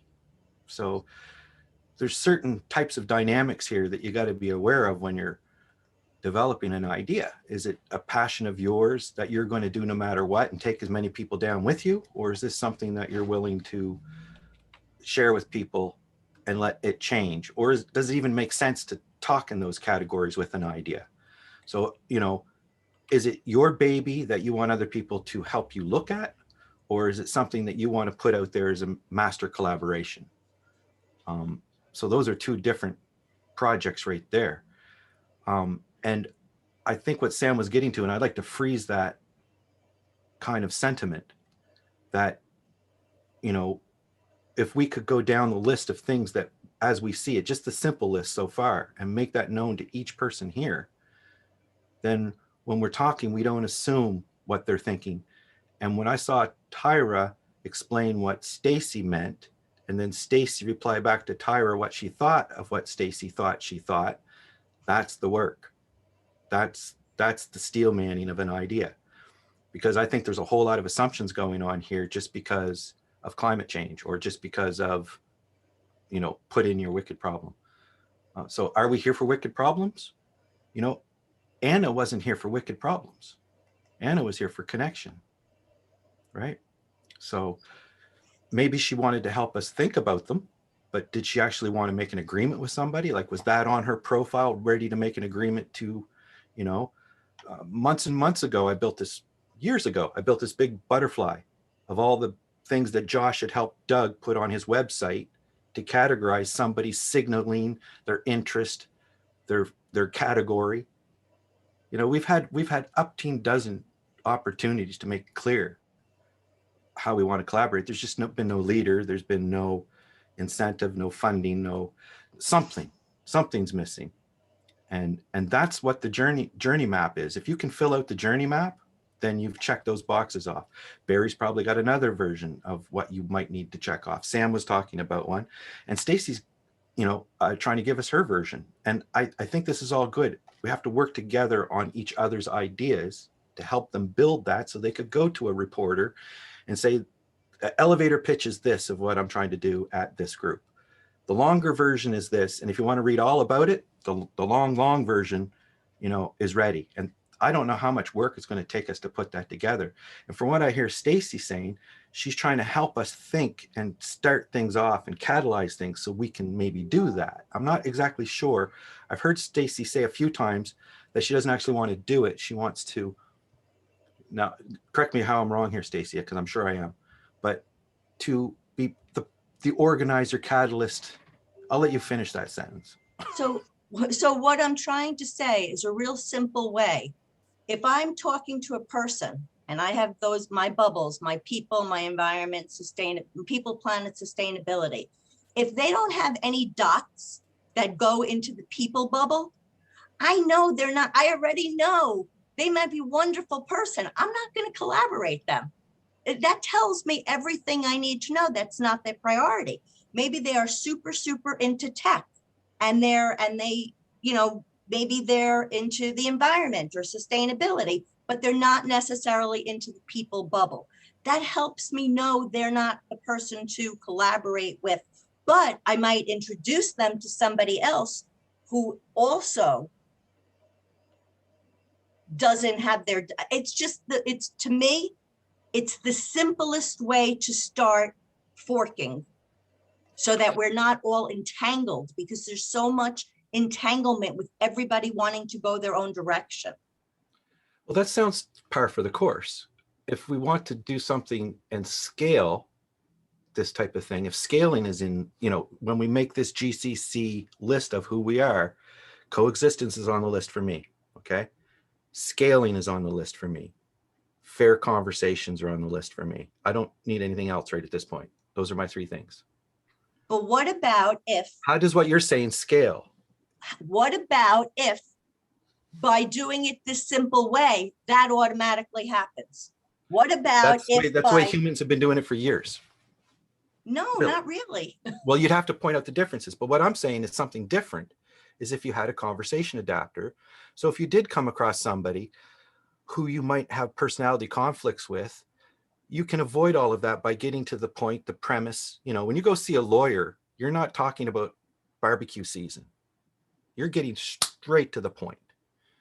So how do you do that with people? So you don't necessarily lose all the opportunity that person has for you in their technical skills, in their possibly people skills, Right. marketing And skills. How do you make it scale so that, how could we make a system where you wouldn't actually know if the person was black or white or yellow or from whatever culture? You just have to pick somebody. Can I interrupt? Because I think there's all these, I don't like that person, or that person doesn't feel like me. Well, I'm not going to work with that person. Well, that person might have a lot of value. And who am I to say that person doesn't have value? And how could I block out the things that annoy the shit out of me so that I could work with that person? That's the fair conversation. How can I turn a conversation between two people who can't talk to each other that would be valuable? How do you make them aware of the fact that they're blowing it, right? Because you said kindergarten. How do you go back to kindergarten and teach these adults they're blowing it? Let Alex. Let them say let them come to the conclusion that I really don't want to work with you with any tool, and then that person has something that they have to work on internally with themselves. Because anybody who doesn't want to work with somebody or be part of something in some way or shape or form has probably got some kind of a social problem. If they're always pulling back and running away, always. So there's got to be some way to interface with that person for somebody. And if that person says there's no way I'm interfacing with anybody, then they truly are a lone person that you're not going to collaborate with. And there could be examples of that, but I don't know anybody who does anything completely alone, except for maybe somebody who lives in the woods. Let Anyway. Alex go first, and then I really want to respond. All right, there's a space where we're incubating ideas, and the scaling problem is outside this bubble. There's scaling problems in the bubble where you're developing that particular sprout idea.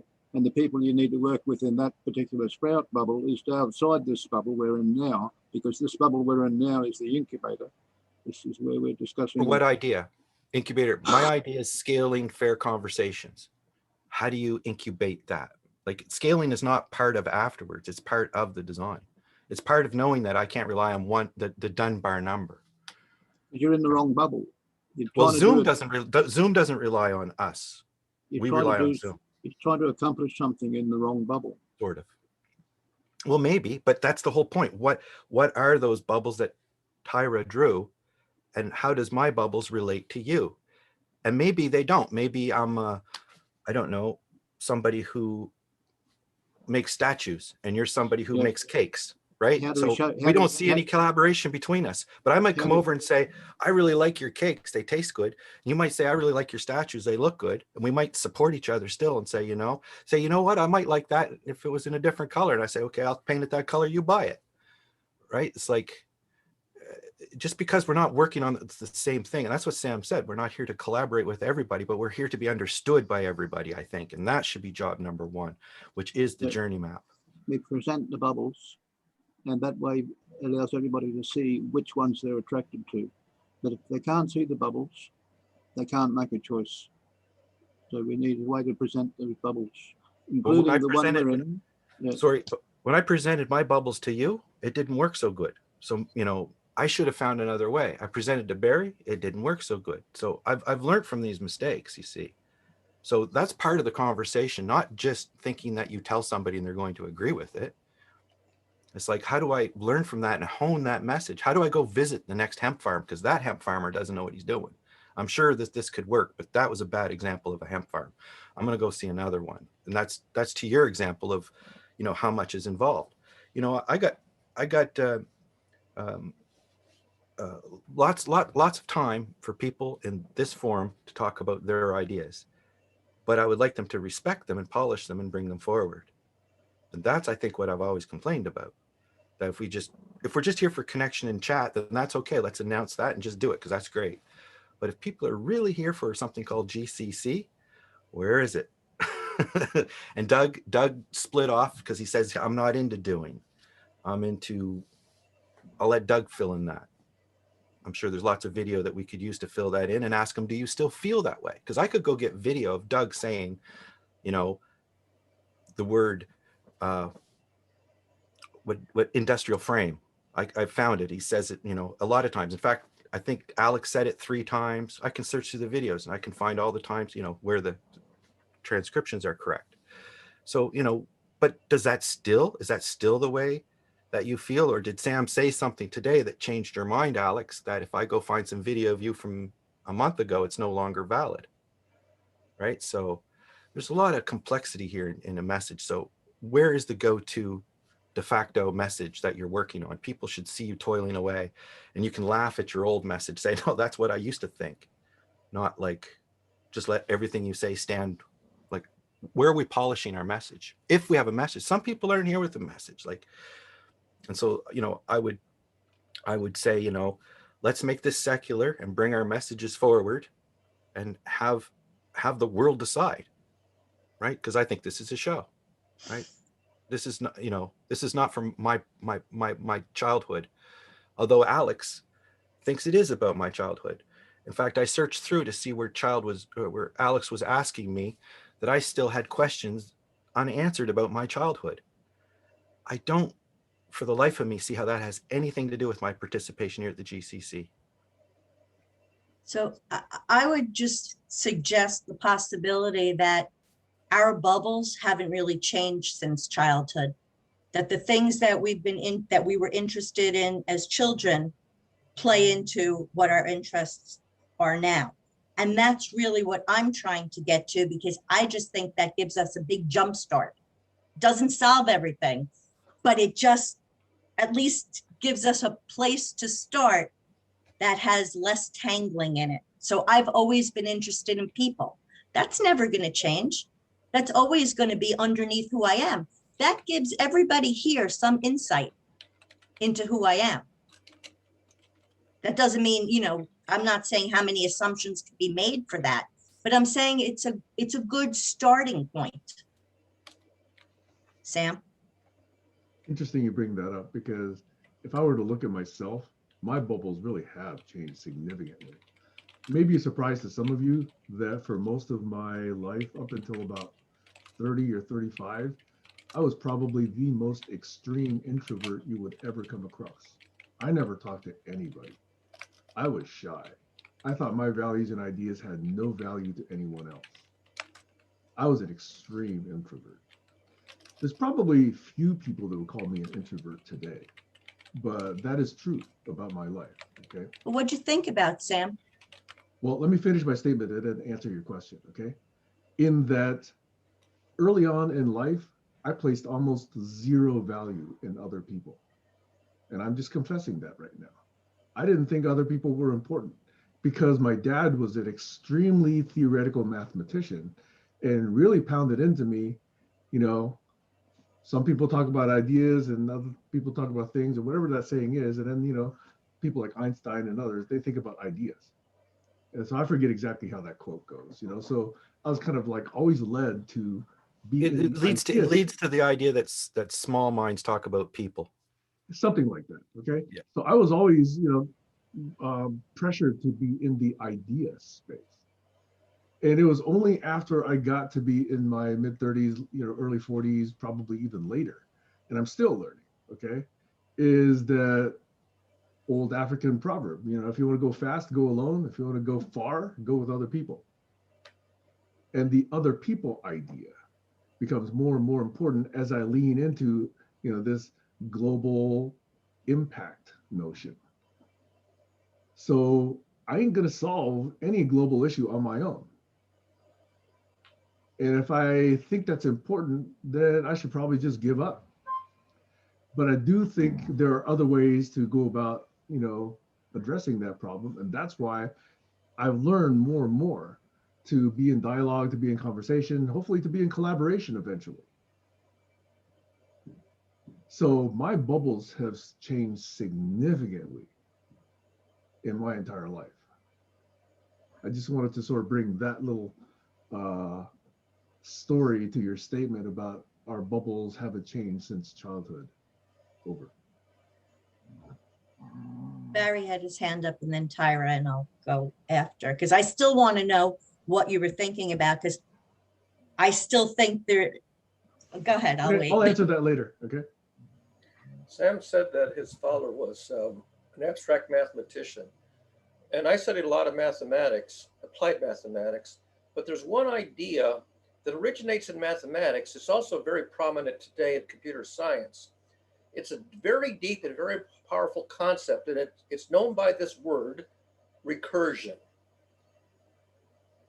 If you look at all the unsolved problems, and I made a list of a dozen unsolved problems that humanity has faced for 4,000 or 5,000 years, they all persist because they're recursive in nature.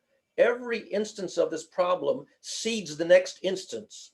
So you have a continually reseeding process that generates recurring examples, recurring instances of conflict, violence, oppression, injustice, corruption, poverty, ignorance, alienation, abuse, suffering, and terrorism.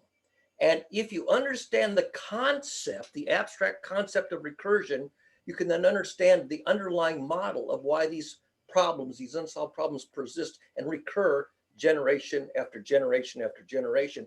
Once you understand the underlying root problem, this phenomenon of recursion, which is a mathematical idea, deep, powerful mathematical idea, you can begin to think about how to tamp it down. so you don't generate recursion. I'll give you a good example. You go out in your front yard and you see a dandelion and it's gone to seed, and you don't like weeds. You pick up this dandelion, but you don't understand recursion. So you pick up bad dandelion, and it spreads the seeds. But you don't understand that you spread the seeds. A week later, you've got a bunch more dandelions. Now you're really angry. That bad dandelions.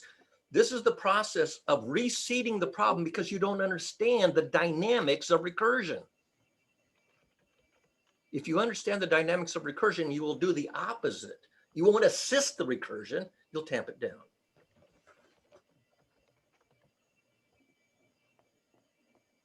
Barry, this is a big topic because I think there's a dangerous misinterpretation here.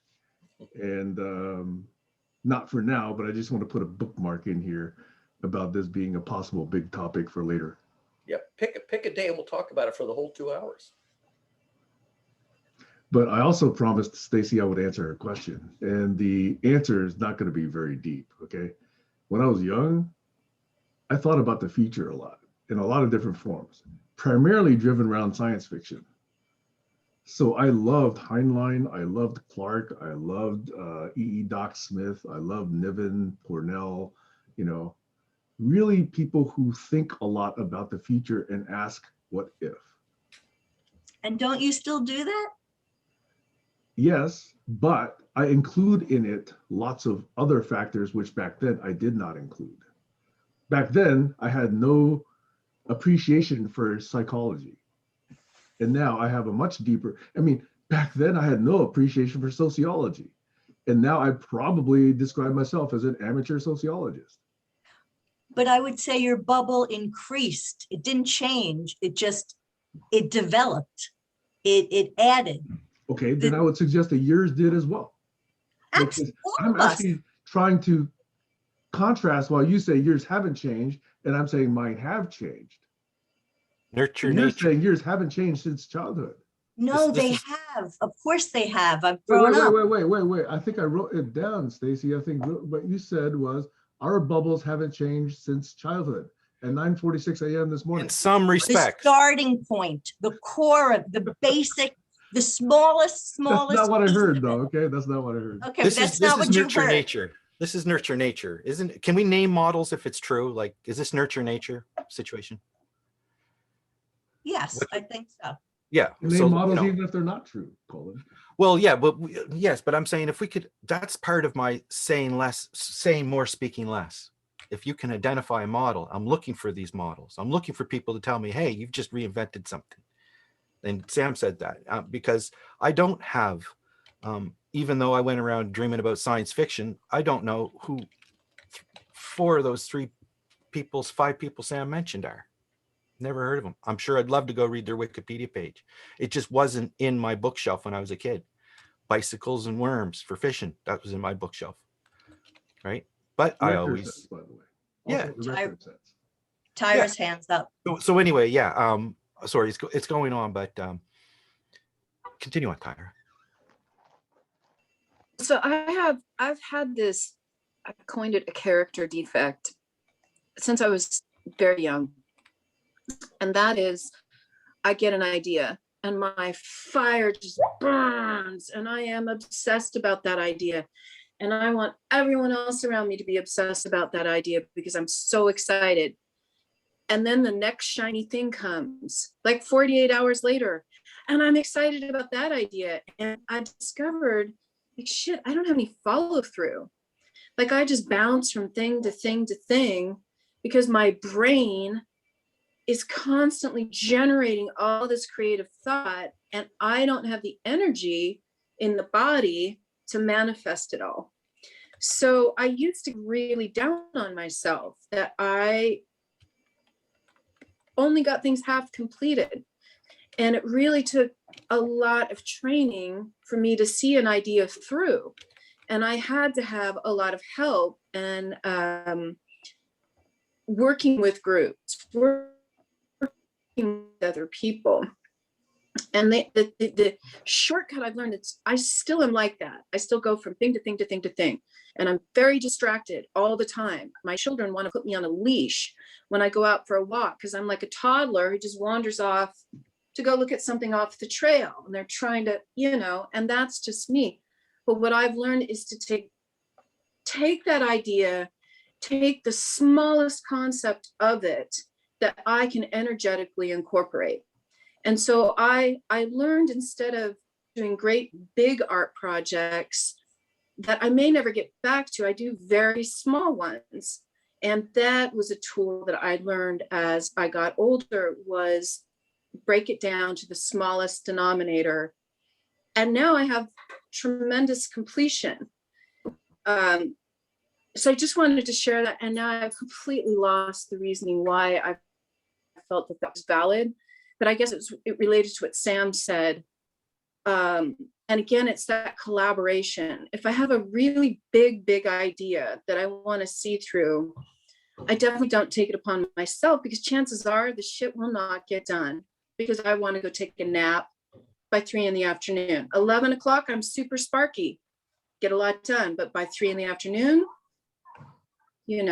so, and also to your point, Sam, I never was taught to have goals or to have, it was survival mode in my house. It was like, do we have any food on the table tonight?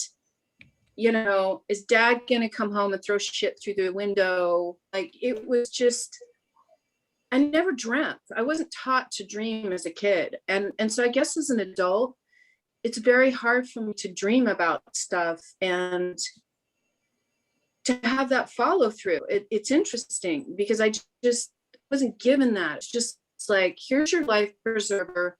Good, you'll make it till tomorrow. And even as an adult, I'm in survival mode, even though I'm fine. Everything's going to be fine. So completing ideas, making them work, bringing more to the table, doing follow through is an extreme challenge for me. And I'm kind of lazy. That kind of does show the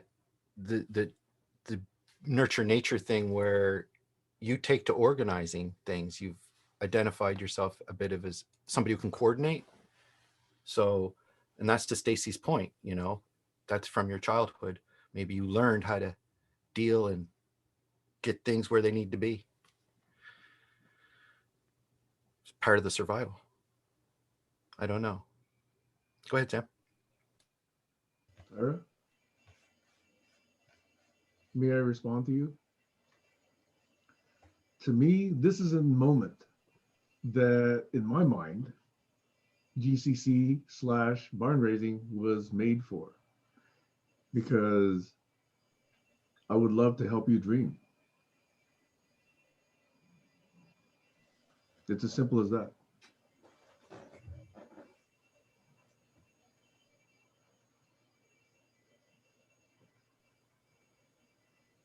I think That's a beautiful session. statement. We should just write that down. I would love to help you dream. Why don't we start it? Beautiful. We could have Yeah. Glenn I run. think we do, though. I think we do.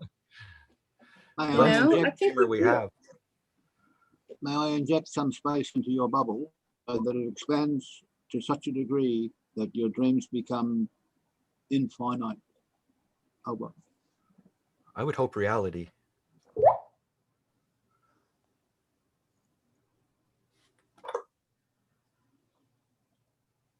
What kind of dreams would you want to sponsor, Sam? The ability to find the motivation and purpose in dreaming, or Not for me to define, that's for Tyra to dream about. that's what I mean. Like, but you would want to bring forward the space to show that, how would you encourage someone to dream? That it's okay to dream, that I want to listen, that it's not something that needs to be repressed because of the survival mode that Tyra has described. That occasionally it's okay to go beyond survival mode and dream. And not necessarily to go infinite, but to go, as you said, Colin, to go real, to make it manifest, just like, getting some necklaces or pots from Uganda to the United States.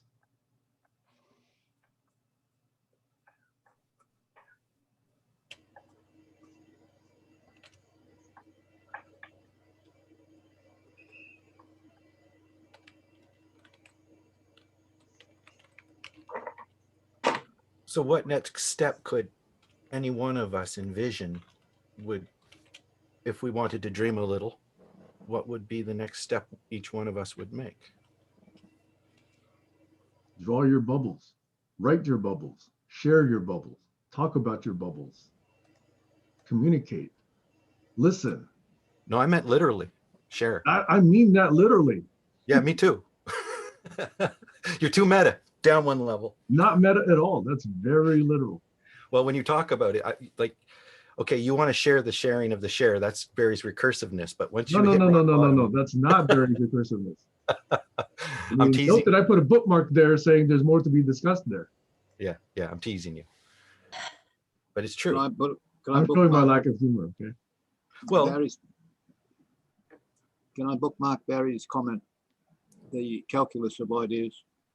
Thank you. I just put in the link to the expansion of the list. What does it mean to consider values, dreams, goals, plans, ideas, strategies, and tasks? How do you work your way through from the highest level values down to reducing it to practice? I wrote that up, I think, in the late 1980s. There's the link to it. I've got a simple little place on the map for that. It's called a learning loop, right? You can choose method A, method B, like, while you're learning. You basically go through learning, and it's a loop you go through, and you have a dynamic repository there. So there's these little common ideals that we share in symbology that I think I've put on these maps. And if each person, I think, went through and considered this meta map as a template, if they could fill it out or say where something's missing, that would be interesting. Because to me, it's a journey of what's next. And you got to kind of see things in context. So basically, it's a flow chart. But yeah, that's kind of the memory of our doing and attempting and failing, and that you can share as a graphic, something real, where this is why you were attracted to it at the beginning, which is what's the underlying reason. How did you get here? What's your intentions? Have you looked at the pros and cons and the cost of what you may be trying to agree to? Are you aware of what you're agreeing to? Or how do you reassess that when it becomes more nuanced than it was when you first agreed to it? And you go, that's the totem pole of do your best good. Like, are you actually going to do the good you think you're going to do? And what's it going to cost you? And then you move on through to the learning loops. And when you start to align your message with others, you can go on to the higher modes of conversation. So that's kind of as simple as it gets. That's what I presented one time, and I'm thinking of a better way to present it. And I was hoping the first time I presented it to have some examples, like the life of a painter or something like that. So that's kind of how I see us filling out that profile for each other, as far as in a space that has a time continuum to it. It's not just a report written up in a magazine. That there will be lots. Go ahead, Sam. I like to connect what you just said with what Barry just said, which is the whole notion of values and dreams and goals and plans and ideas and strategy and task, which is, it's not as common as we think. It's not as shared as we think. In fact, it's rather a privilege that we even get to ask those questions. But for me, it goes beyond that, to really say, am I really doing this in a way that, in my own way, quote unquote, makes sense? So I think it's not sufficient to say this is what it is for me. I think it's far richer to live life and occasionally look back and say, am I really living the life that I am describing and I'm sort of marketing to everybody else? The billboard model of Sam Hahn, am I really living that? And I don't think it's something I can do on my own. It's like this kids, don't try this at home. Leave it to, other people who know you and care about you to help you do that reflection. Because I may not be generous enough to myself. I may be hypercritical, or I may not be critical enough. I may be too self-congratulatory. both sides are dangerous if you really want to live that authentic life, in my mind. And that's why, for me, the COI idea, as I described it, is to do this, to reflect on it with loving and trusted peers. So that's how I connect the ideas that I've just been hearing lately. Over.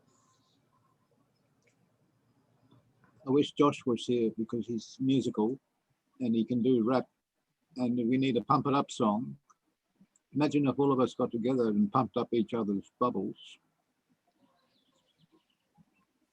with a song and dance, a bit of comedy thrown in. Pump it up. That's why Stacy invited me to her project last October to write song parodies that would pump people Tyra's up. had her hand up for a while, by the way. I wish you guys could see what's going on my street. It's so darling. It's just, it makes me so happy to see people out doing their thing. So I'm going to tell you my dream that I have had since I was a little girl, and it still perks in my mind, and it's still, I see it all the time. And over the years I've drawn it, is so don't laugh, is a school for, first through senior year that is shaped like a hive, like a great big hive. And in the center of the hive is a rainforest. And then all the classrooms are around the hive, the oldest students being on top and the youngest at the bottom, and they make their way up the hive. And it's all glass on the inside. I mean, I've seen this for so long now that I wished I had gone into architecture so I could draw it out properly. So does anybody else have these reoccurring images in their minds of things that they've had their whole lives, but just still are stuck in your imagination? I have a similar one to yours, Tyra, and it would fit in. And I guess that's my point. I think so many of us do, and I don't know that there's enough effort to get to where they kind of collide. You don't have to agree 100%, but at least be in the same vicinity as those other people with those similar, yeah, I have like a million ideas just like that. And, I feel like Sam, I don't know if, so what's missing for me here is the play. We don't play. I keep thinking of like centers in kindergarten, and the topic might be the same, but there's some people that really like being at the block center. Some people like being at the writing center. If everybody went to their centers and did their own thing, I kind of think in the end, we'd have a complete picture.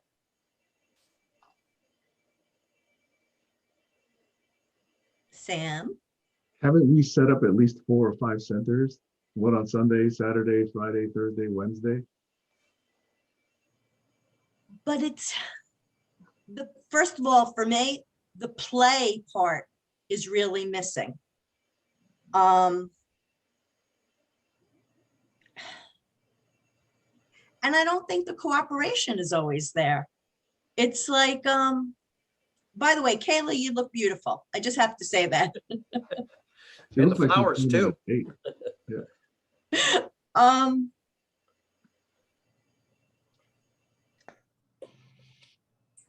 I used to love when Tammy would do the conversational experiments, because we got to learn while doing. We got to play.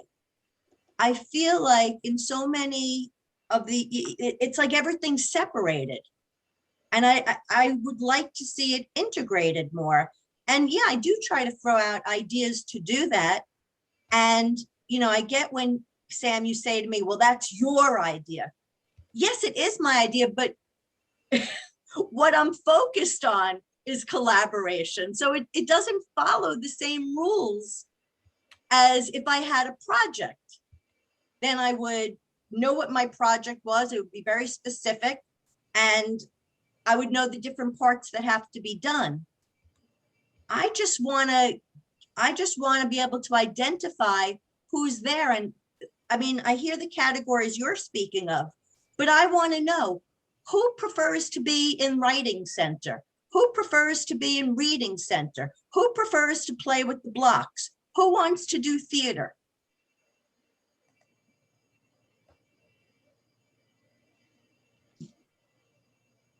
I think there's a lot of joy missing in our adult lives, Stacy. I I'm mean, trying to joy and pure silliness.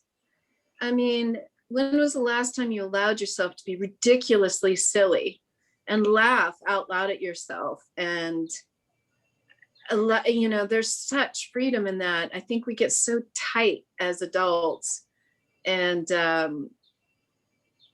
I love, and I was a super serious person. I was like you, Sam.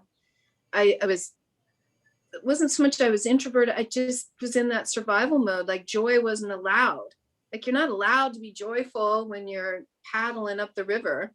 So I really had to teach myself as an adult to be silly and to not be afraid of what people might think of my silliness.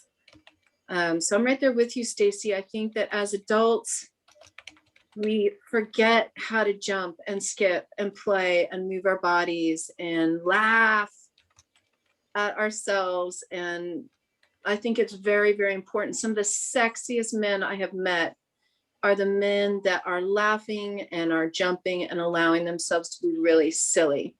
And it's really attractive. So yeah, I think anything that lets us be playful is very important. So if you guys haven't played today, get out there and do something silly. And if I could just add, I don't think we're seeing the real value in joy. Like we're looking at it like it's a frivolous thing, like, you know, maybe we'll get to it. And I mean, I could speak for myself. I remember somebody once telling me that I had the gift to bring joy to people. And I remember thinking to myself, that's all you think of me? Like that didn't sound very important to me. Now I understand it's probably the most important thing, but it's really not valued enough. And yeah, I think we could accomplish a lot if we played, you know, I'll let you go in 1 second, but I'm just thinking about being a kid and building a tent and how innovative we were and the knots that we tied and how we found better ways of doing things. And Sheets of cardboard. anyway, go ahead. So, Stacey, I hear you in my own mind disagreeing with me more than I think we actually disagree. 2 weeks ago, I started with humor. I started with lightheartedness. I started with light-mindedness. I started with playing.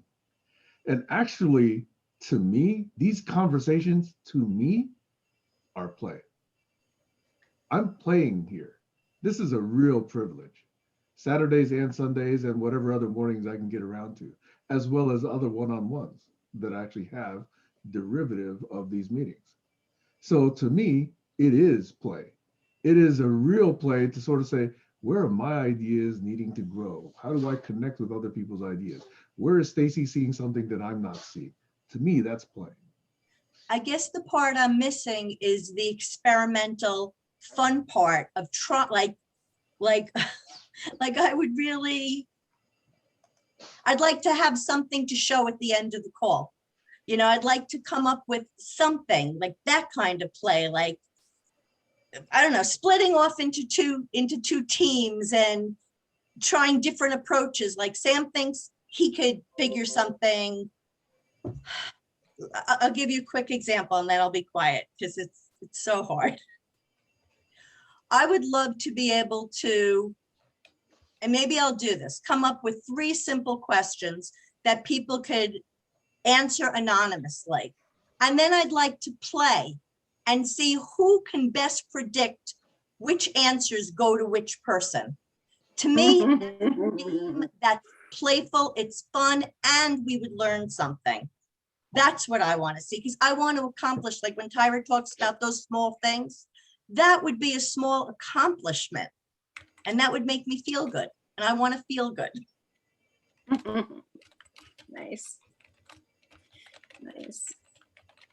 You know, I come here, you know, I think some people, well, I have articulated that I come here for the connections, but what I really come for and what I get is listening, and listening to other people talk, and listening how we all negotiate around each other's ideas and thoughts.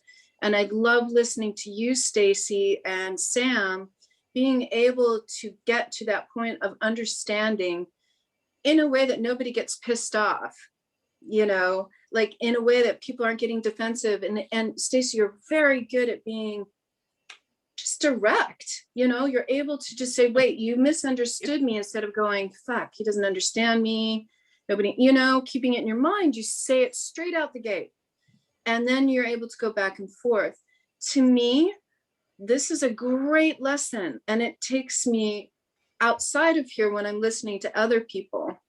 And Doug has really taught me to not be uncomfortable when the room is silent. Like, I don't have to go in there and coordinate it. I don't have to like keep the conversation going. I can let it breathe. And so these are valuable, valuable lessons that I take to my daily life. And because I don't talk to a lot of people, because I don't work, because I'm in the house by myself, I don't even live with my husband. So I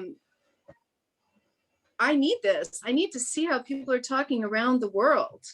And so to me, it's very valuable, even if I haven't, you know, accomplished or put a verb into it as far as action, just the action of listening and talking and sharing ideas. And if everybody just did this without having a product, just the process of this, I think is, for me, very, very, very helpful. And by the way, Kayla's one of my favorite joyful people. She's one of those people that brings joy where she walks. You guys haven't had the pleasure of meeting Kayla in front. I'm talking about you, lady. But when she walks in the room, see, when she walks in the room, it's like the air gets bigger. Like there's more room to have fun, and you better be ready to laugh hard.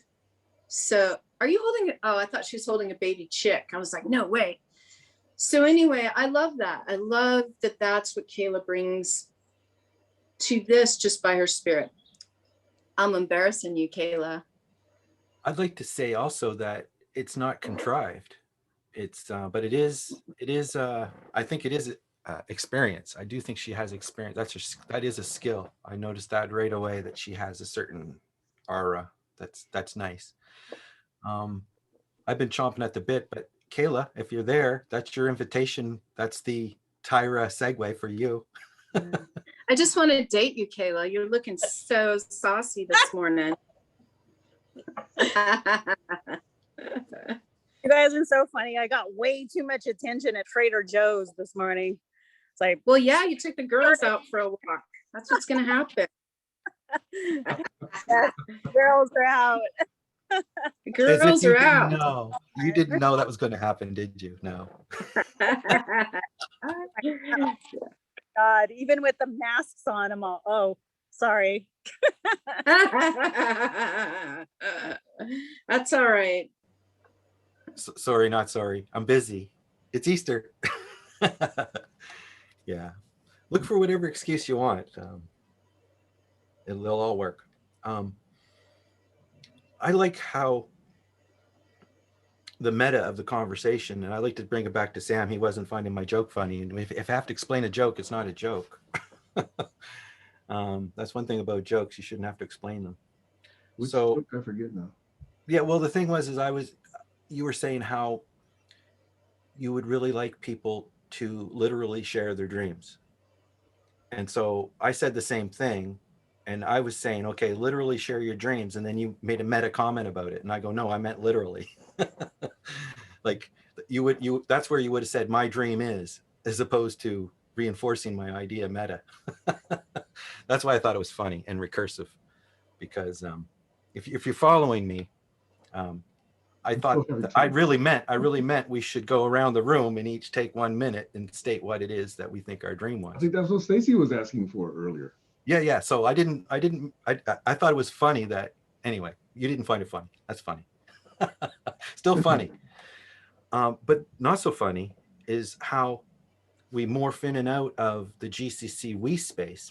And I do think that play fits into the GCC we thing that I have envisioned. Administration of things that we want to grow as the group is in that space, whether it be websites, whatever it is we consider a we. We can name it and say, yeah, this is a we thing. And then we can decide if there's chores and if there's roles to have. But, I don't know. Right now it's all individual. But the play thing is another thing we could put in the we pile, right?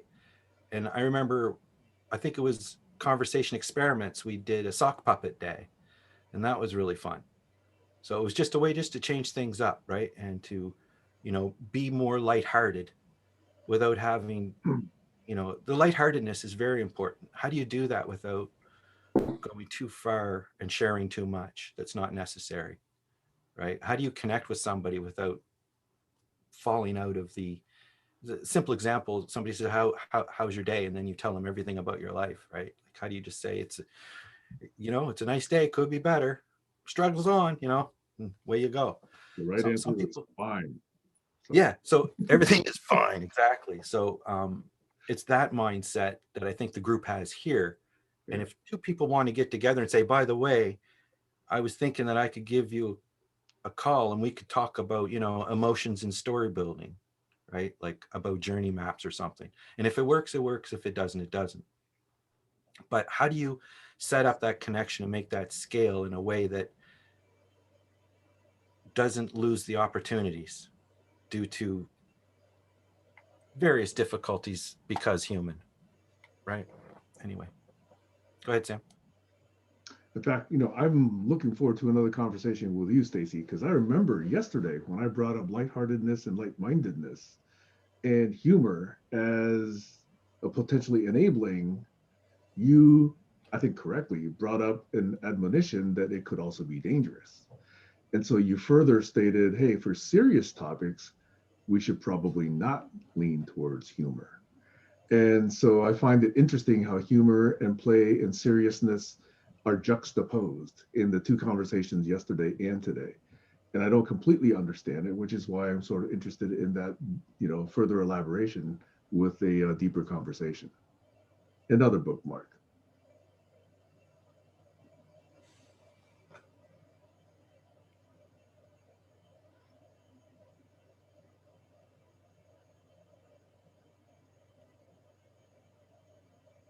Can we have a rule about humour where we have to keep politics up with humour, or can we allow politics into the humour space?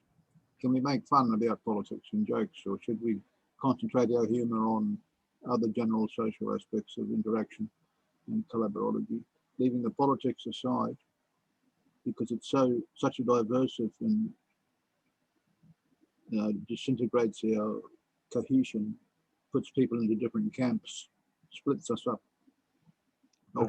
For me, nothing is out of bounds.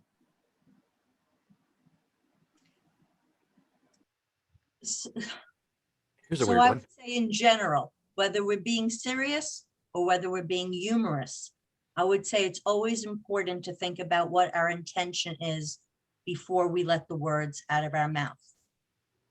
As long as we're clear on that, I think anything goes. Does that answer your question, Sam? It wasn't my question. I think it was Alex's question. No, your question in terms of why sometimes what I had to say about humor. It's not that, it has nothing to do with where or what the topic is. I've joked with my friends over death. So it's not really about the topic, but it's about the intention behind the words.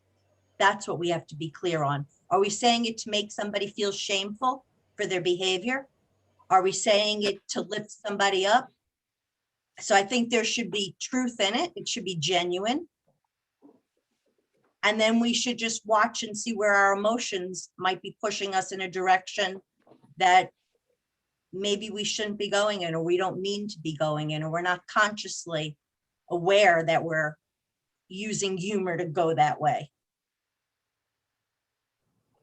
Here's a good example, if I may, of a way that this conversation adapter could be viewed.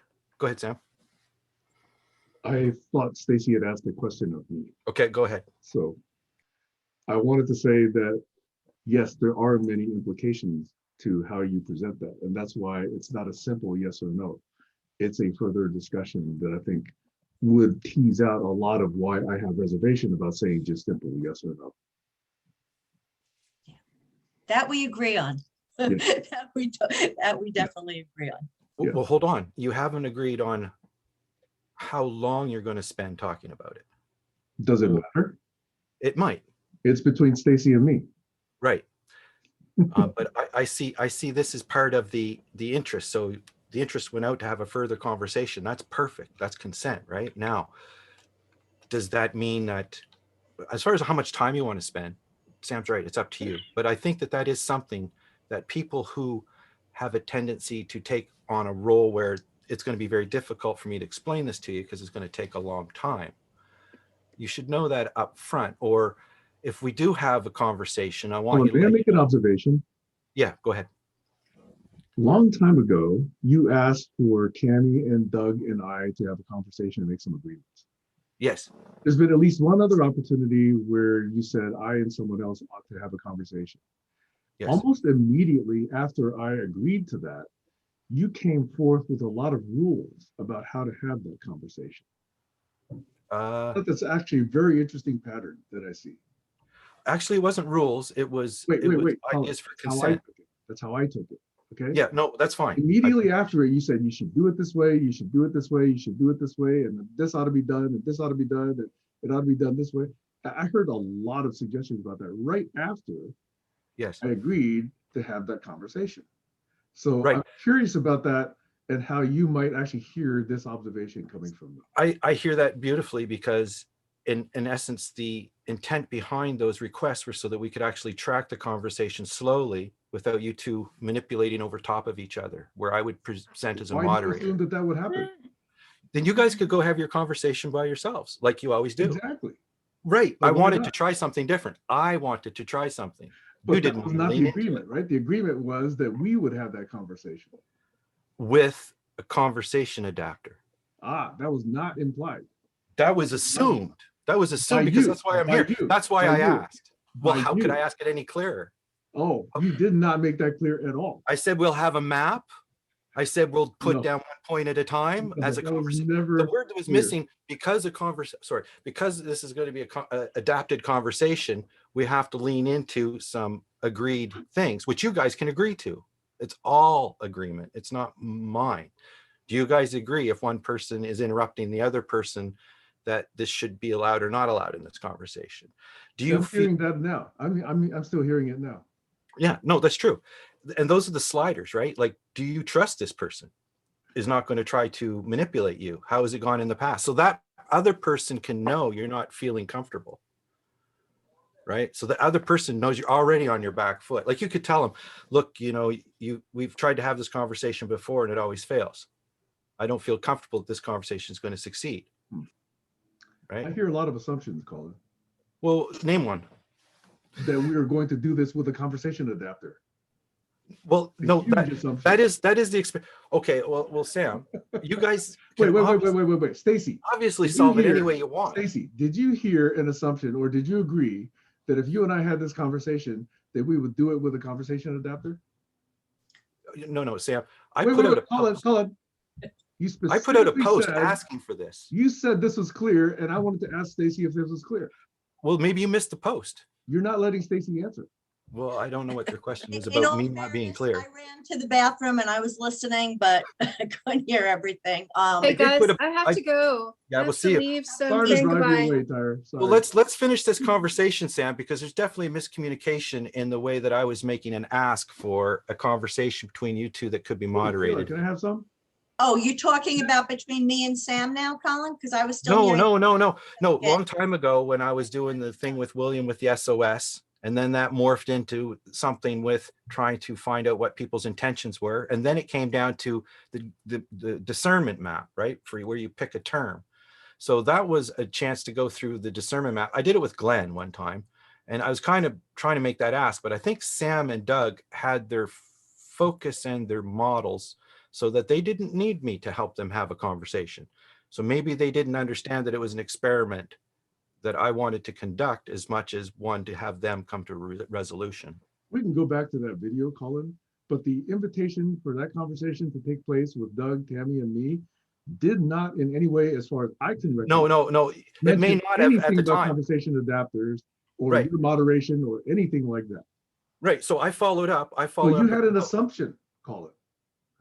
No, I followed up with a post how I Huge wanted to assumption. be involved. How I wanted to be involved. I followed up with a post. Yeah, but that was But I do after the three of remember- us had already agreed to have a conversation. So you wanted to change that agreement. Well, you guys could tell me to go fly. No, I just guys agreed to talk reminded to you each other. gently.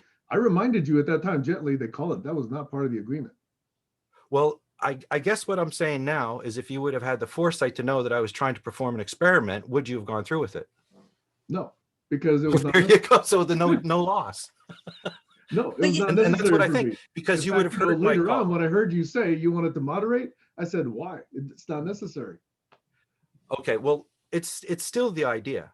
So I'm glad that we're having this discussion. So my question is, how do I make that valuable to you? Make it clear in the request. Yeah. No, but how would I make that procedure? Like, forget about the social human miscommunication here. If this was a tool that was of value to you, would you use it? Show me it succeeding in some other way first. Right. So that's the experiment. And that's what Doug said was he didn't want to take, he understood me. He said he didn't want to take part in my experimenting. He would rather just talk to you about the idea and not lean into the idea of having a game of discernment. Yeah, having that game of discernment is a whole different suggestion than what I heard. What I heard was the I three of us hope had a my conversation. post made that clear, but we can talk about it later. This is good. Appreciate it, Sam. Sam, I want to ask a question because Colin just said, if you knew that I wanted to do that as part of my experiment, would you have done it? And you said no. Yes. And I'm kind of surprised at that because where does the all right, let's let Colin do this. Like that's the issue that I sometimes have in Okay, this. so let me clarify what that no meant, okay? Okay, The first request was for Tammy, Doug, and me to have that conversation. I agreed to that very readily, okay? The request for it to be moderated by Colin was secondary and then adjunctive to that first request. got So it. Okay. after having agreed to the first request, I didn't Yeah, feel no. it necessary to augment it with a number of other structural recommendations. That I Had understand. been the first request originally, I might have said yes. Okay. But I didn't Got want it. to modify that first agreement with all the other rules that seemed to come along with it afterward. I can relate to that. Yeah. That's what It was- happened. Yes. I Okay. get it. I get it. Like, and Doug was straight up. He says, I don't want to take part in that experiment. So I hadn't made it clear enough yet what the value of it is yet. So that's the job for me. You see, that's the learning. And Go Stacey, check out thanks for another- asking that question so I could ask clarify. Okay, because Colin, had you made that very clear, I would have had a different response, like I just said. So Stacey, thanks for letting me clarify that answer. And I think I did add on to it, but I think the part of the problem here is the group memory. If you would have been able to identify me as trying to do that. Can I give you another instance, Colin? Sure, go ahead. Okay, and this involves Stacey, so I'm glad Stacey's here. Okay, Okay. Stacey agreed one time to do a newsletter, Oh, I like this one. right? So Stacey I wasn't agreed to gonna do bring it volume up. one of I the newsletter. started. And immediately after Stacey agreed to do the newsletter, you came forth with a number of ways. You got to do it this way. You got to do it this way. You got to do it this way. You got to do it this way. And then Stacey lost interest. Okay, that's a You good. recognize that's a that? good one. Yes, Colin, do you recognize that? yes, I do. I got to ask you if you recognize something. Do you recognize I came to that meeting about, I don't know, 15, 20 minutes late, and you guys had already decided on, and I think we were using Trello at the time. I think Trello was a big thing at the time. And so anyway, I was trying to record stuff in Trello, And so I couldn't get any specifics to record in Trello. And I hadn't really appreciated the fact that the decision had already been made, that Stacy had made. May Uh, I gently yeah. correct- So once I finally was told several times by Sam, Stacy's got this, we don't need your input. Okay. And I said, well, I'm just, if that's, she wants to take this and go do it, that's fine. I appreciate that. And you said you can do the next one. And I said, well, I don't want to own the next one. I want to be part of the process, but let's wait, let Stacy finish what she's doing. And that's the way I left it. Now, if I would have called up Stacy and we talked a whole bunch about this stuff and I discouraged her, that's just another conversation, that's another conversation I have with Stacy that I feel is unfortunate. And maybe that's because I'm a pessimistic optimist. So, but I'm all for anybody doing anything. And it's still all recorded in Trello. if you So- have to go And back is to that video available? I'm sure it is. I'm Well, So- 99% sure it is. Well, why don't Yeah. we review that? Because I couldn't find it. And I want to Do just it. explain Use your something. search tool. Yeah, use your search tool. I I think I, can help searched you for it find long it. I before know the of you. search tool. Use I'll your search search again. tool. There's a few that I haven't found, like we could have a meeting on missing videos and see how we could Search for privately share. newsletter. Tell me what you find. I guarantee you I can find it after. I know exactly how to find it. Oh, you do have it? Okay, that'd be good. Well, it's not that I have it, but I know how to track it down because there's a post and it might be pinned that's related to it, and that'll give us the time. Okay. Yeah, no, I can find, we can definitely have a look. And I think some of these retrospectives would be fun because I think in the miscommunication, we have Very something to illuminating. learn. I Yeah, would yeah. like a chance to explain something now. Go ahead, Please do, Stacy. So when I agreed to do that, it was because the motivation for me was it was going to give me a chance to try out my experiment. So one of the things that has been told to me, I don't know if it's true, but I've been told that one of my superpowers is the ability to know what groups of people will work well together. And that was something that I wanted to demonstrate. So the reason I had asked for 1 week is because before we started anything else, I wanted to do what I do, that I don't want to explain to you how I do it or why I do it or my motivation or my reasoning, whatever it is. And I wanted to put those groups together. So what you hadn't seen is on the side, I had already discussed with Tammy what she'd be willing to do. I had already discussed with Harry what he'd be willing to do. I had already spoken to Glenn, and I was waiting to see what was going to bubble up so that I could tailor make the first subject to meet the needs of all these people so they would be having fun, genuinely doing what they love and producing something. And at that time, you seemed to want to insist that something be done a certain way, which if it didn't interfere with my process, I would have entertained. But it directly interfered with what I was trying to do, which was to see how by doing the least and just by organizing things in the way that I envisioned, I wanted to see what would happen. And I couldn't do that and honor your requests at the same time. Whose request? Once I don't know, I don't remember what it was that you were insisting on, but I remember I Sam don't telling think, me, I don't off, think I let's see. insisted on anything to stop you from doing anything. We'll look at the tape. It will be there because Yeah. I do remember. I could speak for myself what I would do to participate and how I would like to participate and how I understand something. And I'll ask questions to understand better. But if you've And got your own thing and you say it's yours and Sam says it's Stacy's ball, she's going to go with it. I got really nothing to stop you. I'm not going to call people up and say, don't listen to Stacy. Listen to me. What I'm trying to explain to you, if the nature of my experiment was to see if by setting things up the way I have in my mind and trying it out, that was the nature. I had a place for you. And you would have then known if it fit you. I wanted to try and see if I could offer that to you to see if I was right. You didn't let me get to that point. I don't know if that's the case. Hold I'm on, sorry. please just listen, okay? Stacy's telling you her experience. Yeah. Please continue, Stacy.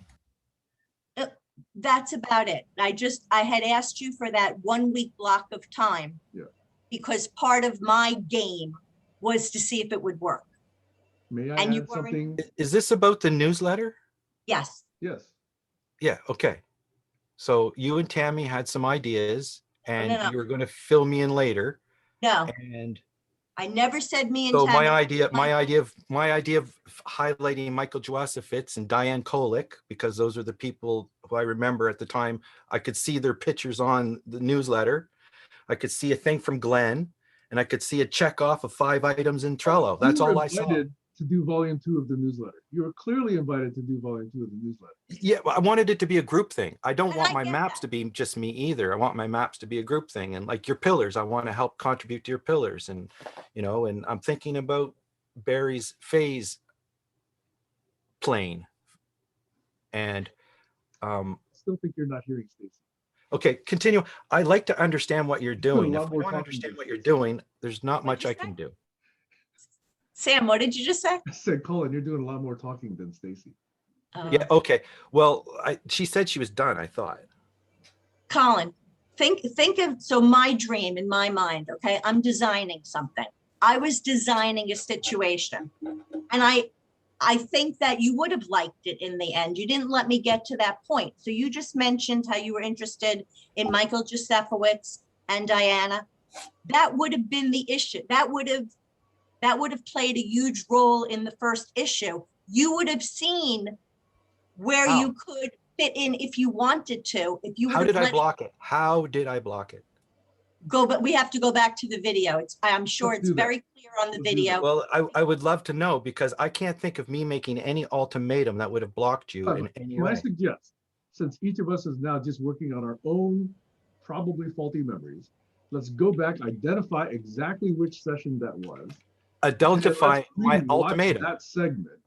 and and identify then my perhaps ultimatum. actually I got revisit accused of making an ultimatum. Call It wasn't Wait, an time out. ultimatum. You were I'm annoying. suggesting that we not resolve the issue now because we're all Okay. working on imperfect okay. memories. So let's go back Sure, to the actual Sure, I record get you. before we take this any further. And Yeah, the sorry for question being isn't even reckless. clear. I get you. Yes. I've got a suggestion for content, and it involves all of us having a folder on our machines or devices where we keep content that we discover that we might like to submit for the newsletter, so that it's easily accessible and we can find Alex, it. you're welcome to do volume 3. Thank you. Okay, May 20th. It would have been around May 20th, Of which, 2019?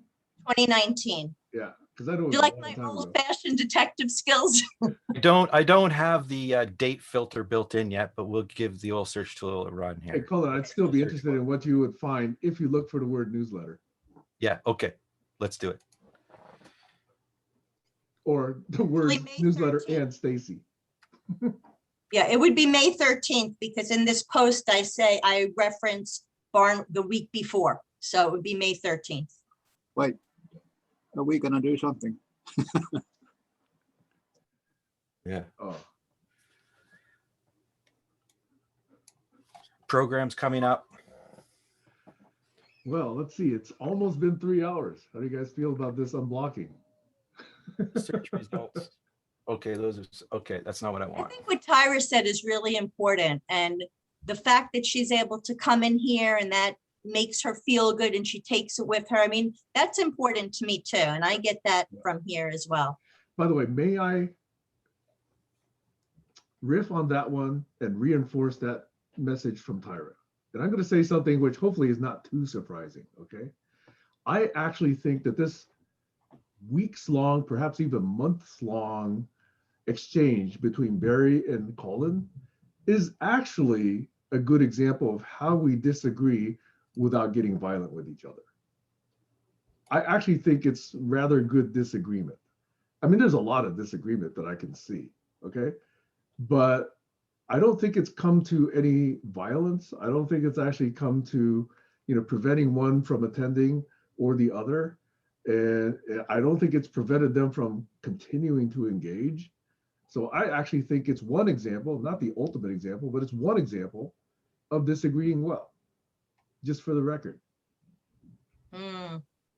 I don't know. I don't know how I feel about that, but I, but I feel I, there's still a That's lot me misunderstood. playing, okay? I'm playing now, Stacy. We got to start with the easy stuff like the newsletter, okay? I'll get the fairness tool set up and we'll make sure everybody consents to any rules that we think that might be Stacy, I slid said under that the for you. door.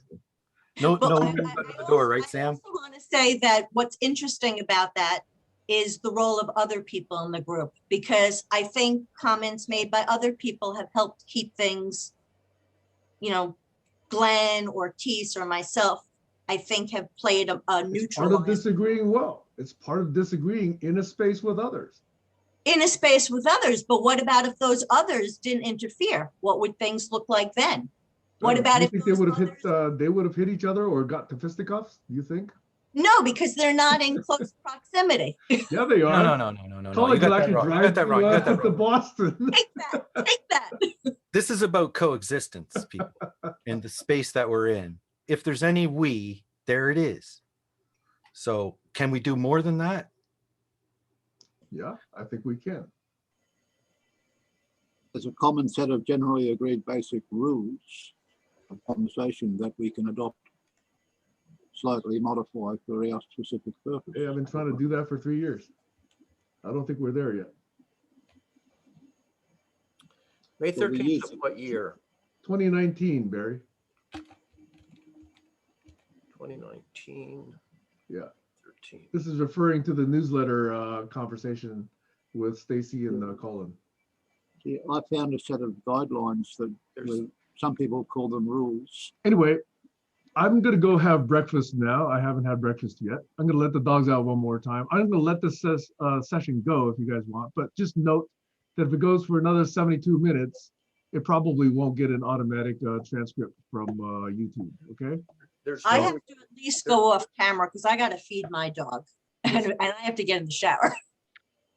there's no recording listed for May 13th, 2019 in the list that big GCC videos index.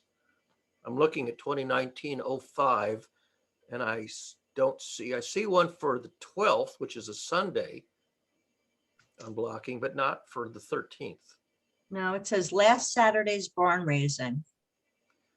Well, And there's this one, was posted on the 20th. 2019-05-11, it says no recording. Teese and Alex did meet. He said 2019-05 is May 11th. No recording. And Sunday is the 12th. Could it be the 18th? I don't think so. I mean, yeah, it could have. It could have been. All right, well, let me give you the link for the 18th then, because maybe that's the one you want. I've got it right here. It'd Copy be the link. 2019 or 2020. No, it's 2019 for sure. Right, so I'm going to give you the one for the Something to say, tease? for the 18th. Maybe that's the one you want, because there is a recording for the 18th. And there it is. Okay. You can see if that's the one. That's a Saturday barn raising. I just looked in my Google Doc for the 18th, and it does say specifically as note number 1, Stacy nominated to do the newsletter number 1. And that's it. Exactly what? It's the 18th, okay? Okay, sounds good. That's the one. I just want to say that I'm going to leave with that. I don't want to leave without saying anything. So bye. Bye. I'm not saying anything. I'm just waving. I'm not drowning. I'm going to bed. Bye-bye.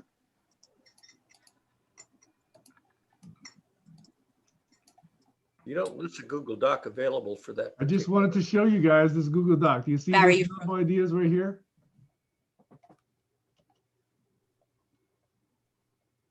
Right? Yep. So this is nominated. Stacy to be editor for newsletter number 1. There we go. Stacy, we could begin by asking a question, send it to different members, and then make a newsletter from the replies, right? This is May 18th, 2019. Just thought I'd share that. And what I do remember that I could share is that the only reason I even opened my mouth is because I remember being so frustrated by everybody talking about a newsletter. Nobody wanted to like, I remember Colin was talking about it, and it was clear to me that the reason it was getting done is because nobody really I mean, they wanted somebody to do it. They wanted to see it created, but they didn't want to do it. So I was trying to look for what could be a motivating factor that would make people want to do it because it was fun for them. You know, I'm always looking for finding something that will motivate a person to do what works with the group, because everybody,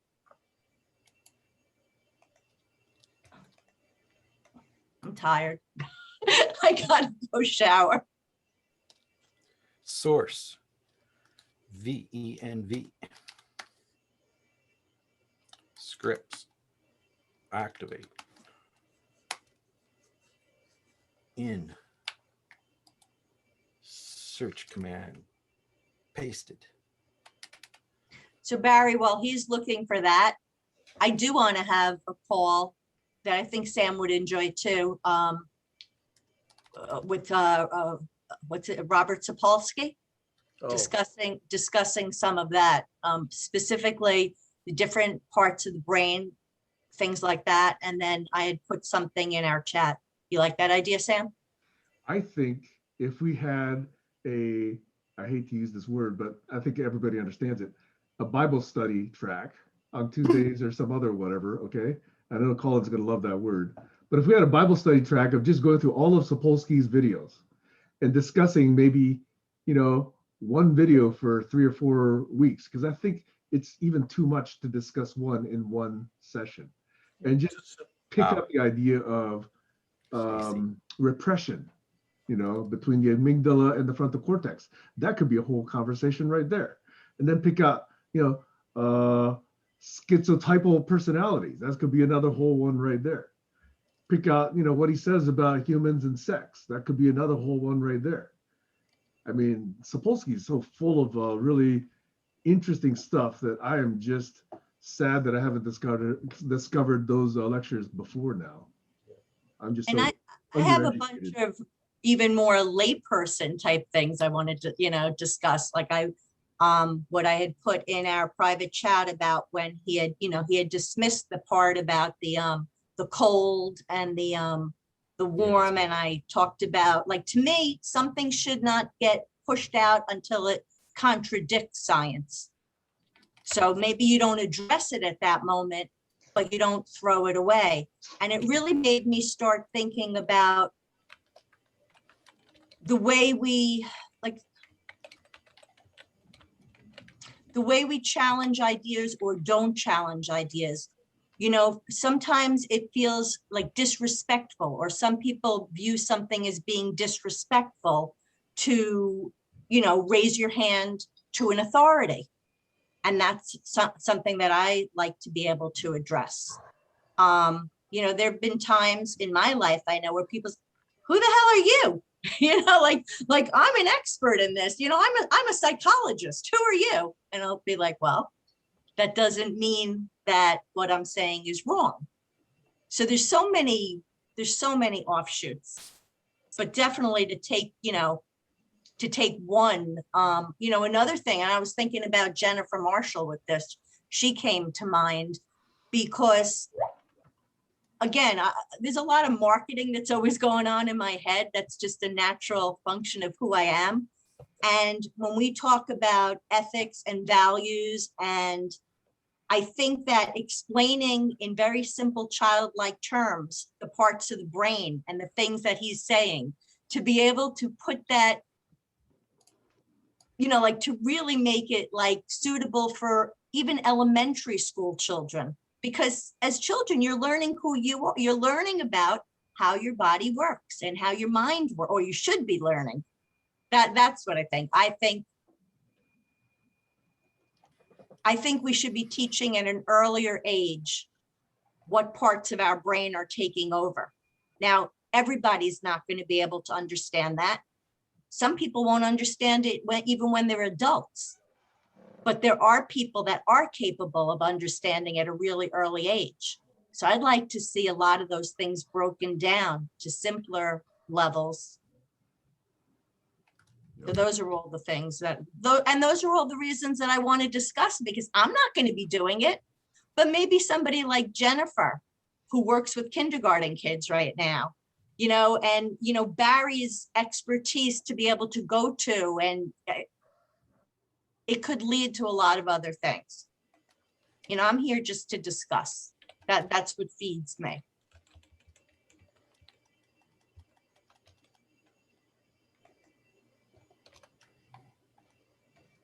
Definitely. That's why I always come back to this point about people finding people who resonate and can take action separate from GCC.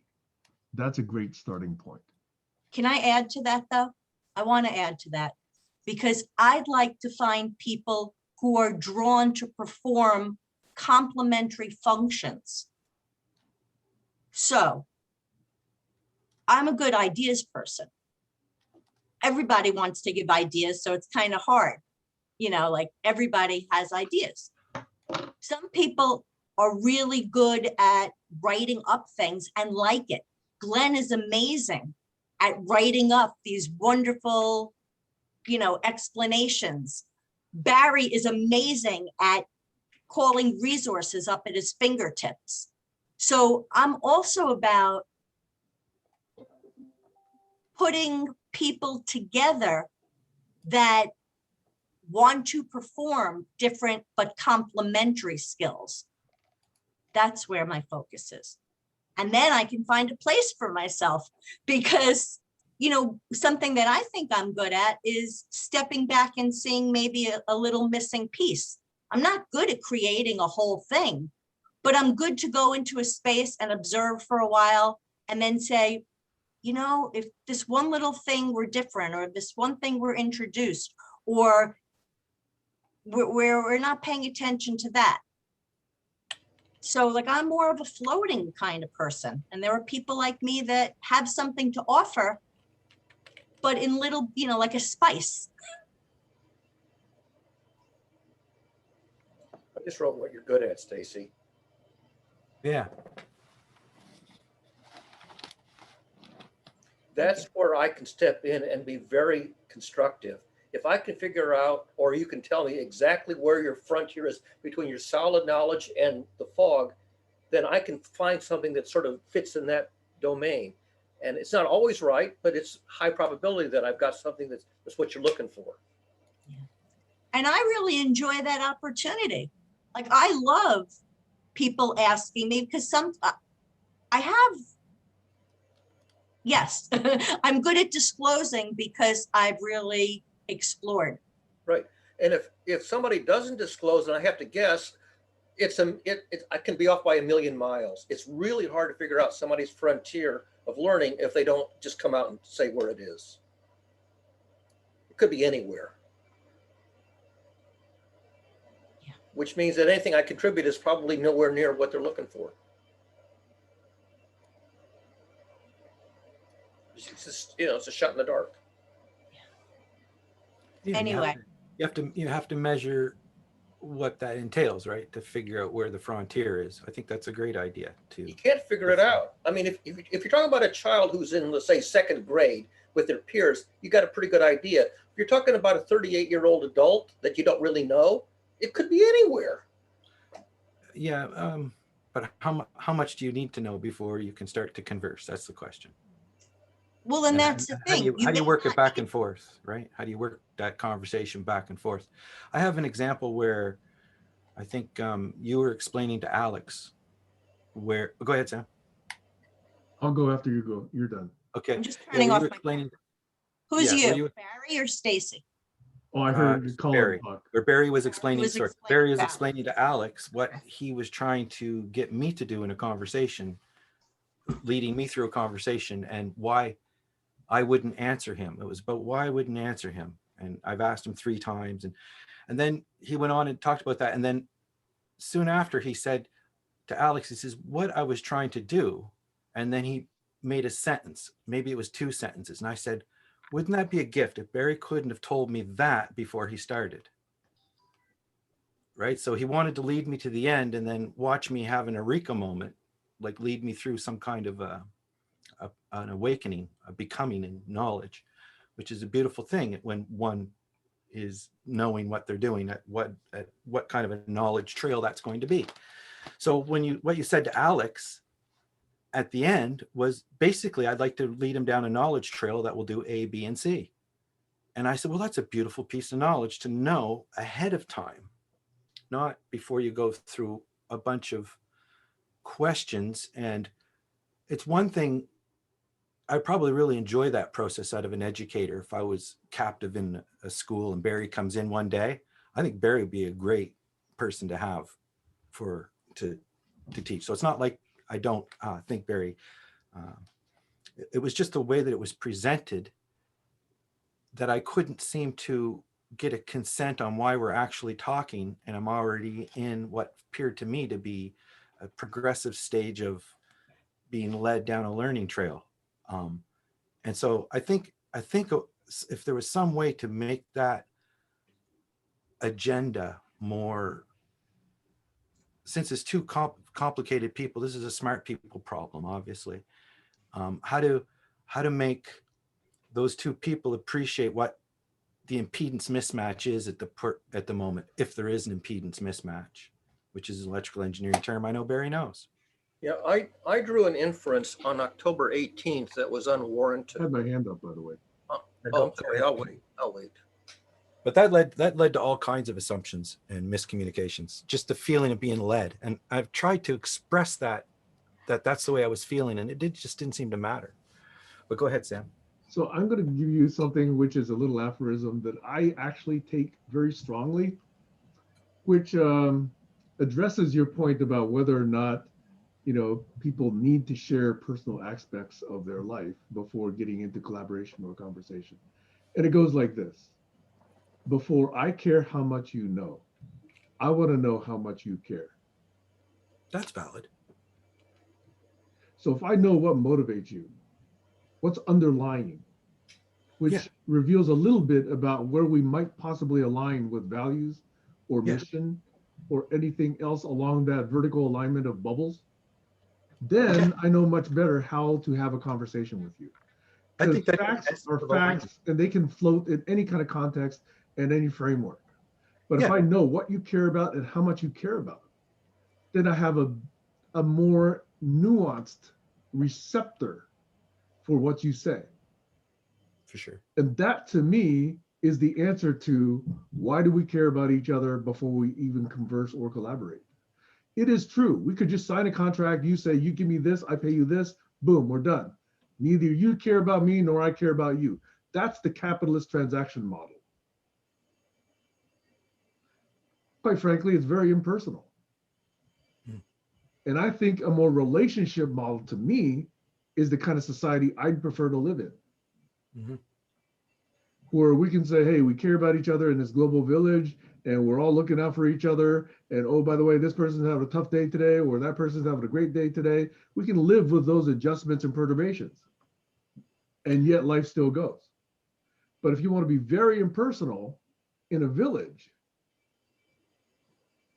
what does that do to the village? What happens if all 150 people in the village are very impersonal, don't want to share any information about themselves? To me, that doesn't feel like a village. It's just in general, right? That's just in general, if one is impersonal, or you're saying people in this room are doing that? I'm saying take the model of a society that I would like to live in, and maybe others. Maybe it's not you, but at least I would like to live in something that feels much more like a village, where we know each other, where we know what each other cares about, where we know that we're all in it for each other and looking out for each other. And that if somebody's got a bad day here, hey, we're going to make sure that that person doesn't starve. Or if that person loses their house, we're going to make sure that person doesn't just sleep outside in the rain. That's all good. That's the kind of village I want to live in. So we're actually caring about each other as people and not as impersonal transaction entities.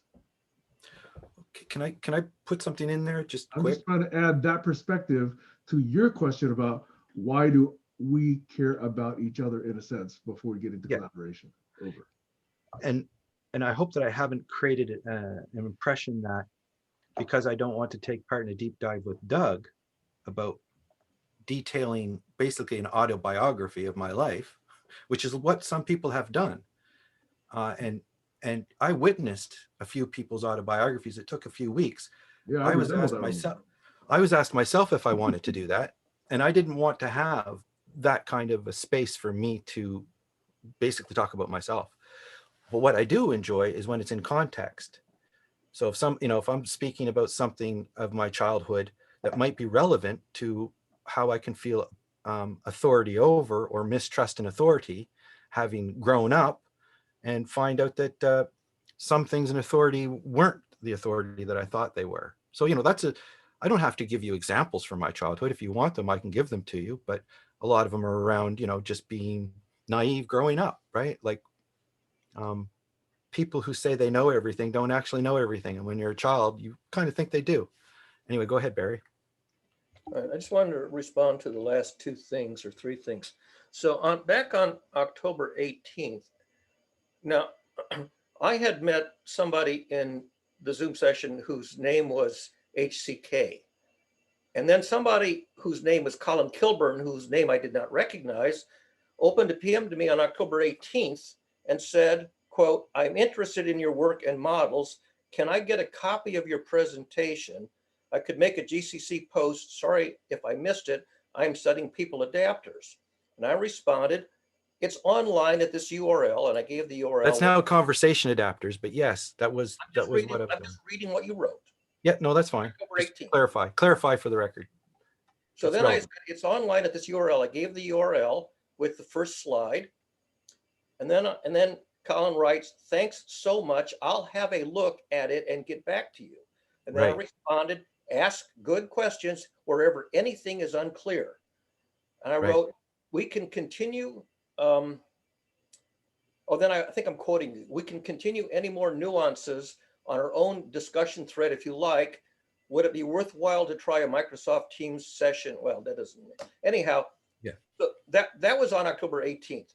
So I drew an incorrect assumption from that dialogue on October 18th. I drew the assumption that Colin was sufficiently interested in that he went to the article and digested the content of it, in which case he would have understood my modus operandi, which is to lead people to insights by using the Socratic method, and the kind of insights were having to do with science. I drew that inference, and that was incorrect. Yeah. And I appreciate that now too. And that's why I'm saying with Stacy as well, I think it's more about highlighting what the miscommunication was, and then, moving what's valuable, salvageable forward in time and going forward with that, as opposed to trying to fight some battle of he said, she said, when I was mad and he assumed this. And it's like, what's your intention now? What's your updated story? So, and that's why I'm saying to Stacy in the discussion of the newsletter, I feel bad that she thought that I might have blocked her in some way, because that's what I call bullying. When you block somebody, you disparage them in some way. You block them, you tell them, or you can say, well, you do what you want, but I would like to see this, or I would like to do that. That's me giving suggestions. Or why are you doing this? Or what is it that's going, or wait and see. So it's more complicated than Stacy just telling me what she's going to do and me saying, there's a lot to it. So I say, well, let's forget about all that, because I don't even really remember what order it was in. And even if it's just a lot of time invested. And what I would like to know is there going to be a newsletter? Are we going to go back to Trello and do the newsletter or not? Is it still a thing that we think the GCC as a we needs or not? As far as the miscommunication we had, you just cleared it up. What you were thinking, Barry, that you were assuming that I wanted to talk about effective computing. I took it your word that you were interested in it, and that. And I was, but sort of like Sam, I got 6 things on the go, and this is a hobby. You could have asked me, but the thing is I think your point about the Socratic method hits it more on the head, because I enjoy that too. And that's why I was using it, because that's my method. Right. And so I just didn't want to go through the method. I just wanted to talk about, which I didn't make clear, and which I'm claiming as well with Sam earlier today, was not clear with the fact that I wanted to moderate with a map, a game of discernment map.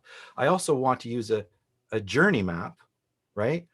And I see different people in this group having a highlighted skill set around different areas of the map. For example, there's a spirituality place on the map. That's not really where I hang out. If I break down and I have troubles and I need someone to talk to, then I may need somebody in that area. And how do I have people around me to know that, you know, you should really take a break and get some spiritual or you know, some help. You're feeling really, you look like you're really depressed, or you look like you're really angry, or, you know, so there is a place within one's journey to have people within the group who specialize in those things. And if they want to bring those things to the group, that's fine. But to fight over it daily, dancing on the barn room floor out of context is really frustrating. So, you know, the journey map was really meant for a symbol map. And I was hoping that in a much simpler crayon type of way, not in a, we're going to take the derivative and realize if this would make somebody learn better or not, or if we can predict that they're going the wrong way, we should, you know, have an intervention of some sort, and then take another pulse of the emotional sphere, plot it out through the phase. You know, it's definitely something I could see tweaking the sliders that I like. But I'm just saying, just for the common public, there's sliders, part of your personality that you would like to share, that would make it clear to the other person. You know, Sam, when he was 30, says, you know, my slider would have been on shy. He says, now my slider's not on shy. And these are, so when you look at Sam's adapter, conversation adapter, he's not shy. Look at Barry's conversation adapter. It's going to be, make sure you consent to the Socratic method if you're going to go through the Barry process, because, you know, it wasn't negotiated how we were going to go through that.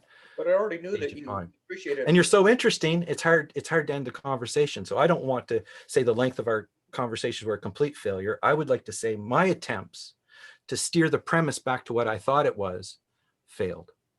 I don't know how to steer the premise back to what I'm thinking when somebody else is in their mode of, I'm going to find out where this guy's boundaries are. So at that point, we had a disconnect in conversation. So we had two conversations going, and we agreed to that. And then in the end, it went to feather shit. So anyway. When you brought up street epistemology and I looked it up, I realized, oh, this guy's using the Socratic method with people on the street. I'd never seen it done, you know, quite that way. Although sort of Socrates really went out in the streets of Athens and engaged the youth. Yeah, it's very interesting. Doing the same thing. So I thought, oh, this is the Socratic method. Now, I don't know if the guy revealed that it was called the Socratic method, but that's what he was using. So yeah, Tony Magnavasco was the guy who brought it to me. Appreciated it for the street epistemology, and I erroneously believed that you had digested it from the link that I gave you when you asked me for the reference. Yeah, no. Well, we got talking on field theory and 20 minutes on that you had a degree in electrical engineering. Yeah, 20. Yeah, but yeah, and you know, you see, there's so many things we have in common. Like, you know, and I have a general personality where I can keep talking. I'm like Feynman that way. I find everything interesting. So it's you're not alone, Colin. Yeah. You're not alone. So that's why it's even more important to not frustrate each other when we need, you know, to section off the conversations better. And so that when I know that I'm in class, I'll have done my studies. I have to leave, guys. I would love to Anyway, stay. I got to go too.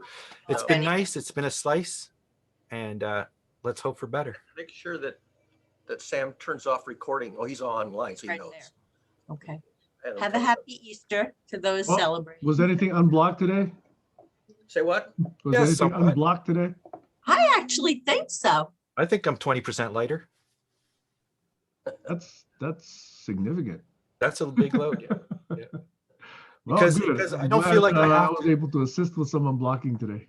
I don't feel like I have to go back and sift through the material as evidence for right or wrong. I feel like I've established I wanted to look at the previous videos to find out where the misunderstanding was, not to point blank. That is a huge reason I like to record these sessions. Yeah. Huge reason. So if people can do that, and that, like you said, is a gift to be able to, you know, that's part of the 4 agreements. It's part of the collaborology. Yeah, and how do you salvage if there's anything left? I told Stacy, we talked about the newsletter a couple times, and I just said let's not get into it too much unless you want to. But The question is, Just tell me when, I'll get the popcorn. yeah, the question is, if it was a good idea then, it should still work. I said that about a couple of our ideas. Like, so if you have good ideas, they Yeah, should but still Colin, work. this is the part you're not hearing. It was never something I wanted to do. Well, I let's saw- get into that later. No, I'm going to say this now. In that moment, only in that moment, I saw an opportunity for something that had been in my mind that was unrelated to it, but I saw how it could fit in to combining the two. What has My changed? wanting to test, everything's changed. The players have changed. Tammy's not here anymore. My friendship with her isn't part of that. That's not very Everything. scalable. That's not very scalable. I wasn't trying to be scalable. No, You know, I know. That's not fair. You know, There's about a newsletter. There- Because you to know me, what? it's about scalability, right? Okay, but To here's you, the it's thing. about, what is it about to you, Stacy? Because you asked earlier for us to literally say what we're here for. And I stated my 3 things, right? Coexistence, fair conversations, and I still can't remember the other one. It's so obvious. Maybe illustrating it. So my question's a little different. What am I looking to create is connection to people. So I want to be with people that I enjoy being with, which is why I come to GCC, because I really enjoy those people. I want to feel valued by the group, that there's something that the people I'm working with feel I bring to the table. And I want to do something that in some way, big or small, makes the world a better place. And that could be as small as having Tyra leave the space and feeling better about herself. So Right. how I do those things, I am so open to the zillions of possibilities. And basically I try to listen to what I hear going on around me. And as a designer, I try to create something that not just will work for me, but will work for what I think Colin might like, what I think Barry might enjoy. A hostess. I have Yes. to say something about coexistence. The banner image on the GCC group page is called Coexist Living Together. And there's a peace symbol. And if I read down the left side of the peace symbol, it says Hindu, Taoism, Judaism, Buddhism, and so on. The left side of it is all about religion, names of religions. Well, that's where we came from. It was only a few hundred years ago that anybody dared say that they thought differently in public. I mean, it even has Wiccan, and it's a little bit dark for me to read all Well, of them. I think that stuff is all it's all still there. Like, and that's the point when we're talking in this space. To me, it's not just about academic people. But I don't understand the I'm point. not being understood by Tyra, or I'm not being understood by Kayla or Stacy. Then either I haven't taken enough space, or the space I've taken has been wasted. What I don't get is coexistence and then being an iconoclast in the literal sense of the meaning. An iconoclast is somebody whose mission is to smash the symbols of religions. That's what I don't get. That's it. That seems like it's mutually inconsistent. Why would Well, you I have say, I don't buy them, but why would you want to smash coexistence. Okay, well, coexistence is about the human being. It's not about the religion or the church. Well, that's what it says right there in GCC. I'm looking at the picture. Yeah, no, I know. That's what that says. But to me, if you ask me, coexistence is about the person and people getting along together. And we're tribes, and tribes have history, and history has kings and religions, and that's kind of where we came from. And it's what we've been told is true by authority. I only have a problem when people are certain that they know that it's true, when there's no real good evidence how, to me, someone could be certain of that. If they want to have those toys and play with them, even bring them and show us how they make them happy. That's fine. Why can't we make time for people? But if they expect me to use those tools now and those toys in my daily work, they've crossed the line. Says And in a joy. Says joy right there, right on that symbol. No, Hinduism. Like if somebody comes and wants me to start, like say, if, I don't think jazz is Hindu. Do you know, Stacy? No, I don't he's know. Sikh. Sikh. Yeah, he's Sikh. So I don't even think Sikh is a religion, if I'm not mistaken. It is a religion. Is it? Okay. It's a Sikhism, I thought it was more of a way of life. Well, I guess that's religion, What right? religions are? They're a set of beliefs. It's a gray area, Barry. It's a gray area. So is the rule of law, and so is the scientific method. They're all beliefs and practices. That's why the certainty is so important, that the arrogance has to be called out. So, okay, this is reminding me something, because I hear what you're saying, Colin. I just approach it a different way. So I had been watching this show, and it was Whoopi Goldberg has this show now. And this particular episode was it was psychic con artists. So this woman who really seemed very intelligent, she had been conned, and we all can get conned. I know that firsthand. It's happened to me. But so she had been told that she needed to come up with this money for this psychic. And she just went with it. Now, somebody else like you just would have said, that's a bunch of crap. And I would have questioned the woman more. I would have said, well, why would, because the woman told her you can't tell anybody about it. If you tell anybody, the magic doesn't work. I would have kept questioning her. Well, how does that work? Why? I actually did that one time. I've had that opportunity with the birthday circle, where they wanted you to put money into this birthday circle, or they have different names for it, but it's basically a pyramid scheme in the shape of a circle, where you go in through successive layers, and when you get to the center, it's your birthday, and you get all the money that everybody before you contributed, and then you split off and start a new circle and so forth, and the triangle grows in circles. I questioned them. And it is amazing. It's amazing because I was doing it as a bystander for somebody else who was like, say for you had me come over and ask the questions to her, but this person didn't want me to ask the questions because they wanted to believe it. But what I'm saying is that Socratic method, even if you don't believe, that's true. That's it.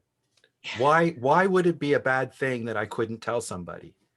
And then they're forced to, in this case, the woman was lying. Which is exactly one of the questions. That was one of the things, secrecy, right? That's obvious. But it's the number one thing. Yeah, or don't become an apostate in religion. That's what it looks like. You might have a really good liar, but it still gives people the opportunity to think, well, that doesn't make sense. In other cases, though, it might make sense, and then I'm not going to discount it. It's like in that Sapolsky thing, where, and again, I didn't watch the whole thing, but where he talks about, so there's really no relationship to the person perceiving the person that had the iced tea as colder. Actually, the possibility is there, and I put it in the chat, because that speed of the molecules, there might be a tie in there. What's the stakes though? What's the stakes though, if the molecules are not? That's the thing. Don't discount it. I'm not saying we should go down that rabbit hole, but I'm saying don't kill it either. Let it just sit there. But hold on. It's not contradicting anything. Right. Okay, not predicting anything. The whole stage for this conversation is the person who goes up to the podium on the microphone and goes, "Excuse me, everybody, I would like to make a claim. And that claim is, and this is how confident I am." Then the audience can ask, how, why should I believe? But it's the person who was at the podium making the claim. So the person who was conning you deserves to be asked those questions. Yes. You might not be able. Recommendation, Colin, and this is really important. Okay. Ask the question as if you're assuming it's true, as opposed to asking the question assuming it's false, because it's not going to be genuine inquiry if you do it that way. Some things get old. Some things get old. Some things are new. Yeah, what Barry said, the wise person doesn't make claims, they make verifiable observations and then ask questions. And that's right. The point is that the observation has to be something that everybody can take a look and see that the observation is valid. And then they can listen to the question, which says, I would like to know the answer to this question, which isn't obvious. And then the person who has the knowledge has to say why their theory or their model is consistent with this observation, when the unspoken observation is, this observation seems to falsify your hypothesis. Well, so in the case that I'm talking about, the observation is that people that held the cup from the person that was drinking iced tea viewed that person to be cold. Okay, that's the observation. That was true. That was the experimental outcome. Okay, and that's true. Now, to say that doesn't, again, I didn't listen to the whole thing. That's basically where I turned off. I have to go back and listen from the very It beginning. was just statistical. That if they held the cold cup, then the respondents were more likely to use the term cold as a metaphor and vice versa. So it was a statistical Yeah. outcome. Right. Yeah, So somebody the holding a next warm step cup. is the why. But what I'm saying is you can't definitively give the why at Right. this, Here's one. That's but correct. Here's you one should, for you. you should not negate it. You should keep Here's it there, Spolaski. up on the dartboard, so that when you find something similar, it might later connect. But if you've thrown it away as if it's irrelevant, that's the problem. It's just data. Well, everything has to stand on its own. All evidence has to stand on its own. So it's how good of a curator you are and a seller, whether it's important. Yes, it's frustrating to have an idea that nobody wants to listen to. But Spolaski or Spolaski was saying Sapolsky. Yeah, Spolaski. You are terrible with names. Sapolsky was. Yeah, it's I didn't know S's and that K's. Hilbert and Spolaski. Kay were the same person. Yeah. Anyway. So the deal is that Sapolsky.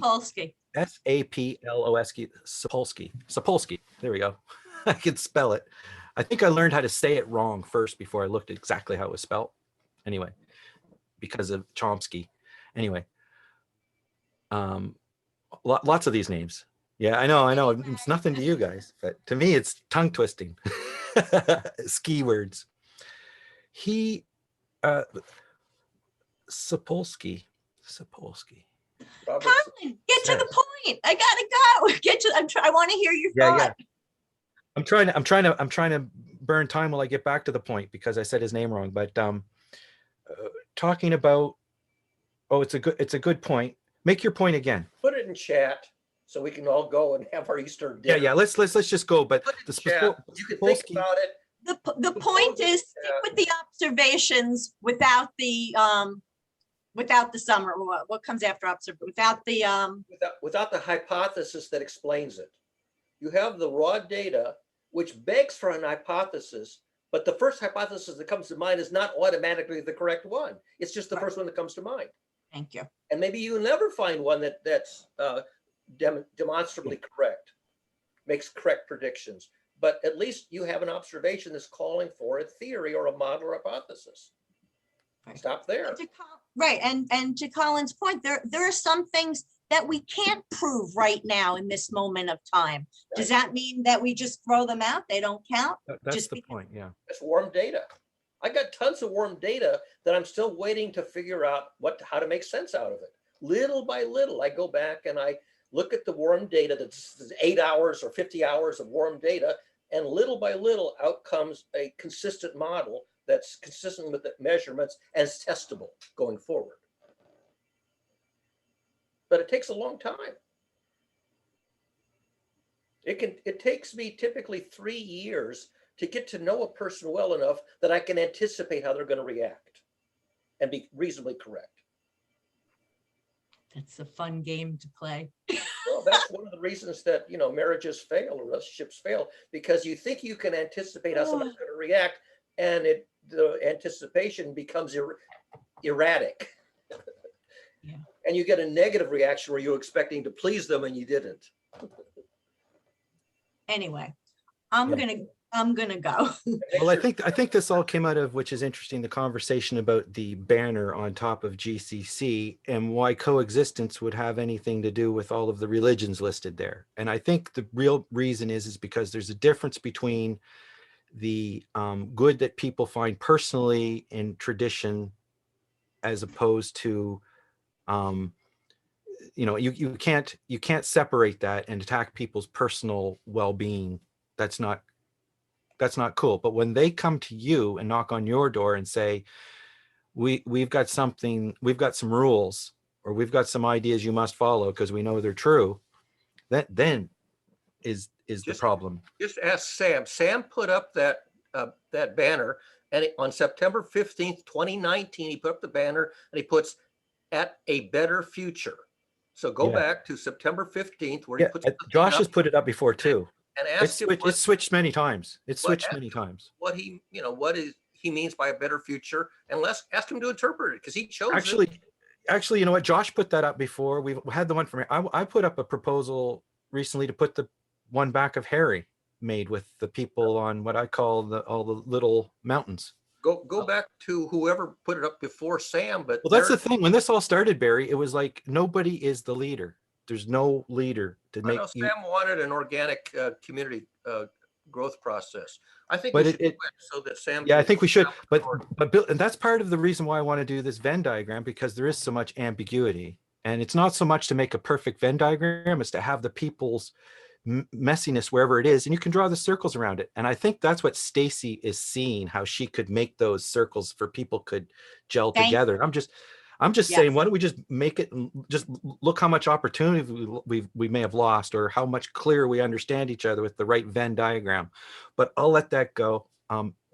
You've criticized the science of my interpretation of the word Venn diagram. Let's pick a different term for the diagram. That it doesn't work for 4 parameters on a piece of. Yeah, let's not build, because if you look at some of the modeling software, JavaScript libraries that show all the different mappings that you can make, there's tons and tons of different ways to map data, and circle diagrams and flow diagrams, and it'd be interesting to go through. Have you seen those before, Barry? All the different information graphic diagrams? Sam's father about Banach spaces where you have an infinite number of dimensions.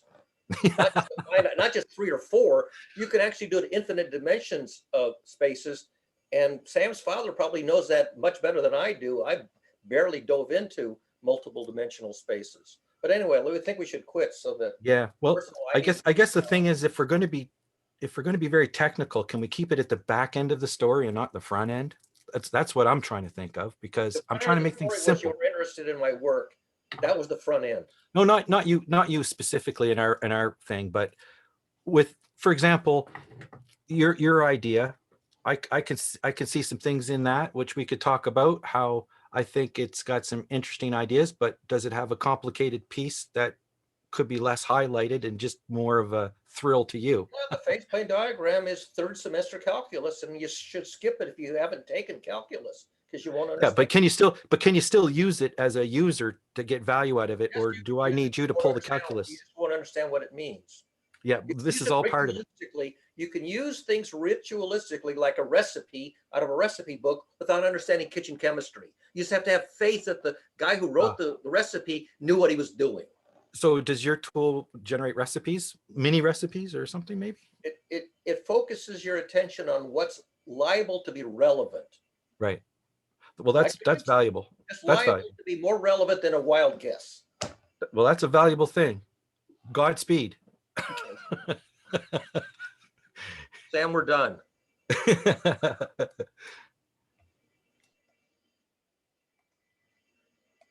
Just going to save the chat one last time. And then, can I stop the recording for Sam? I don't think I can.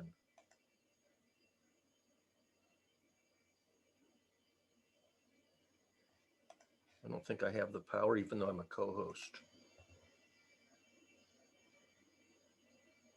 All right, Sam, I'm going to disconnect, and maybe you'll be able to shut off the recording in time.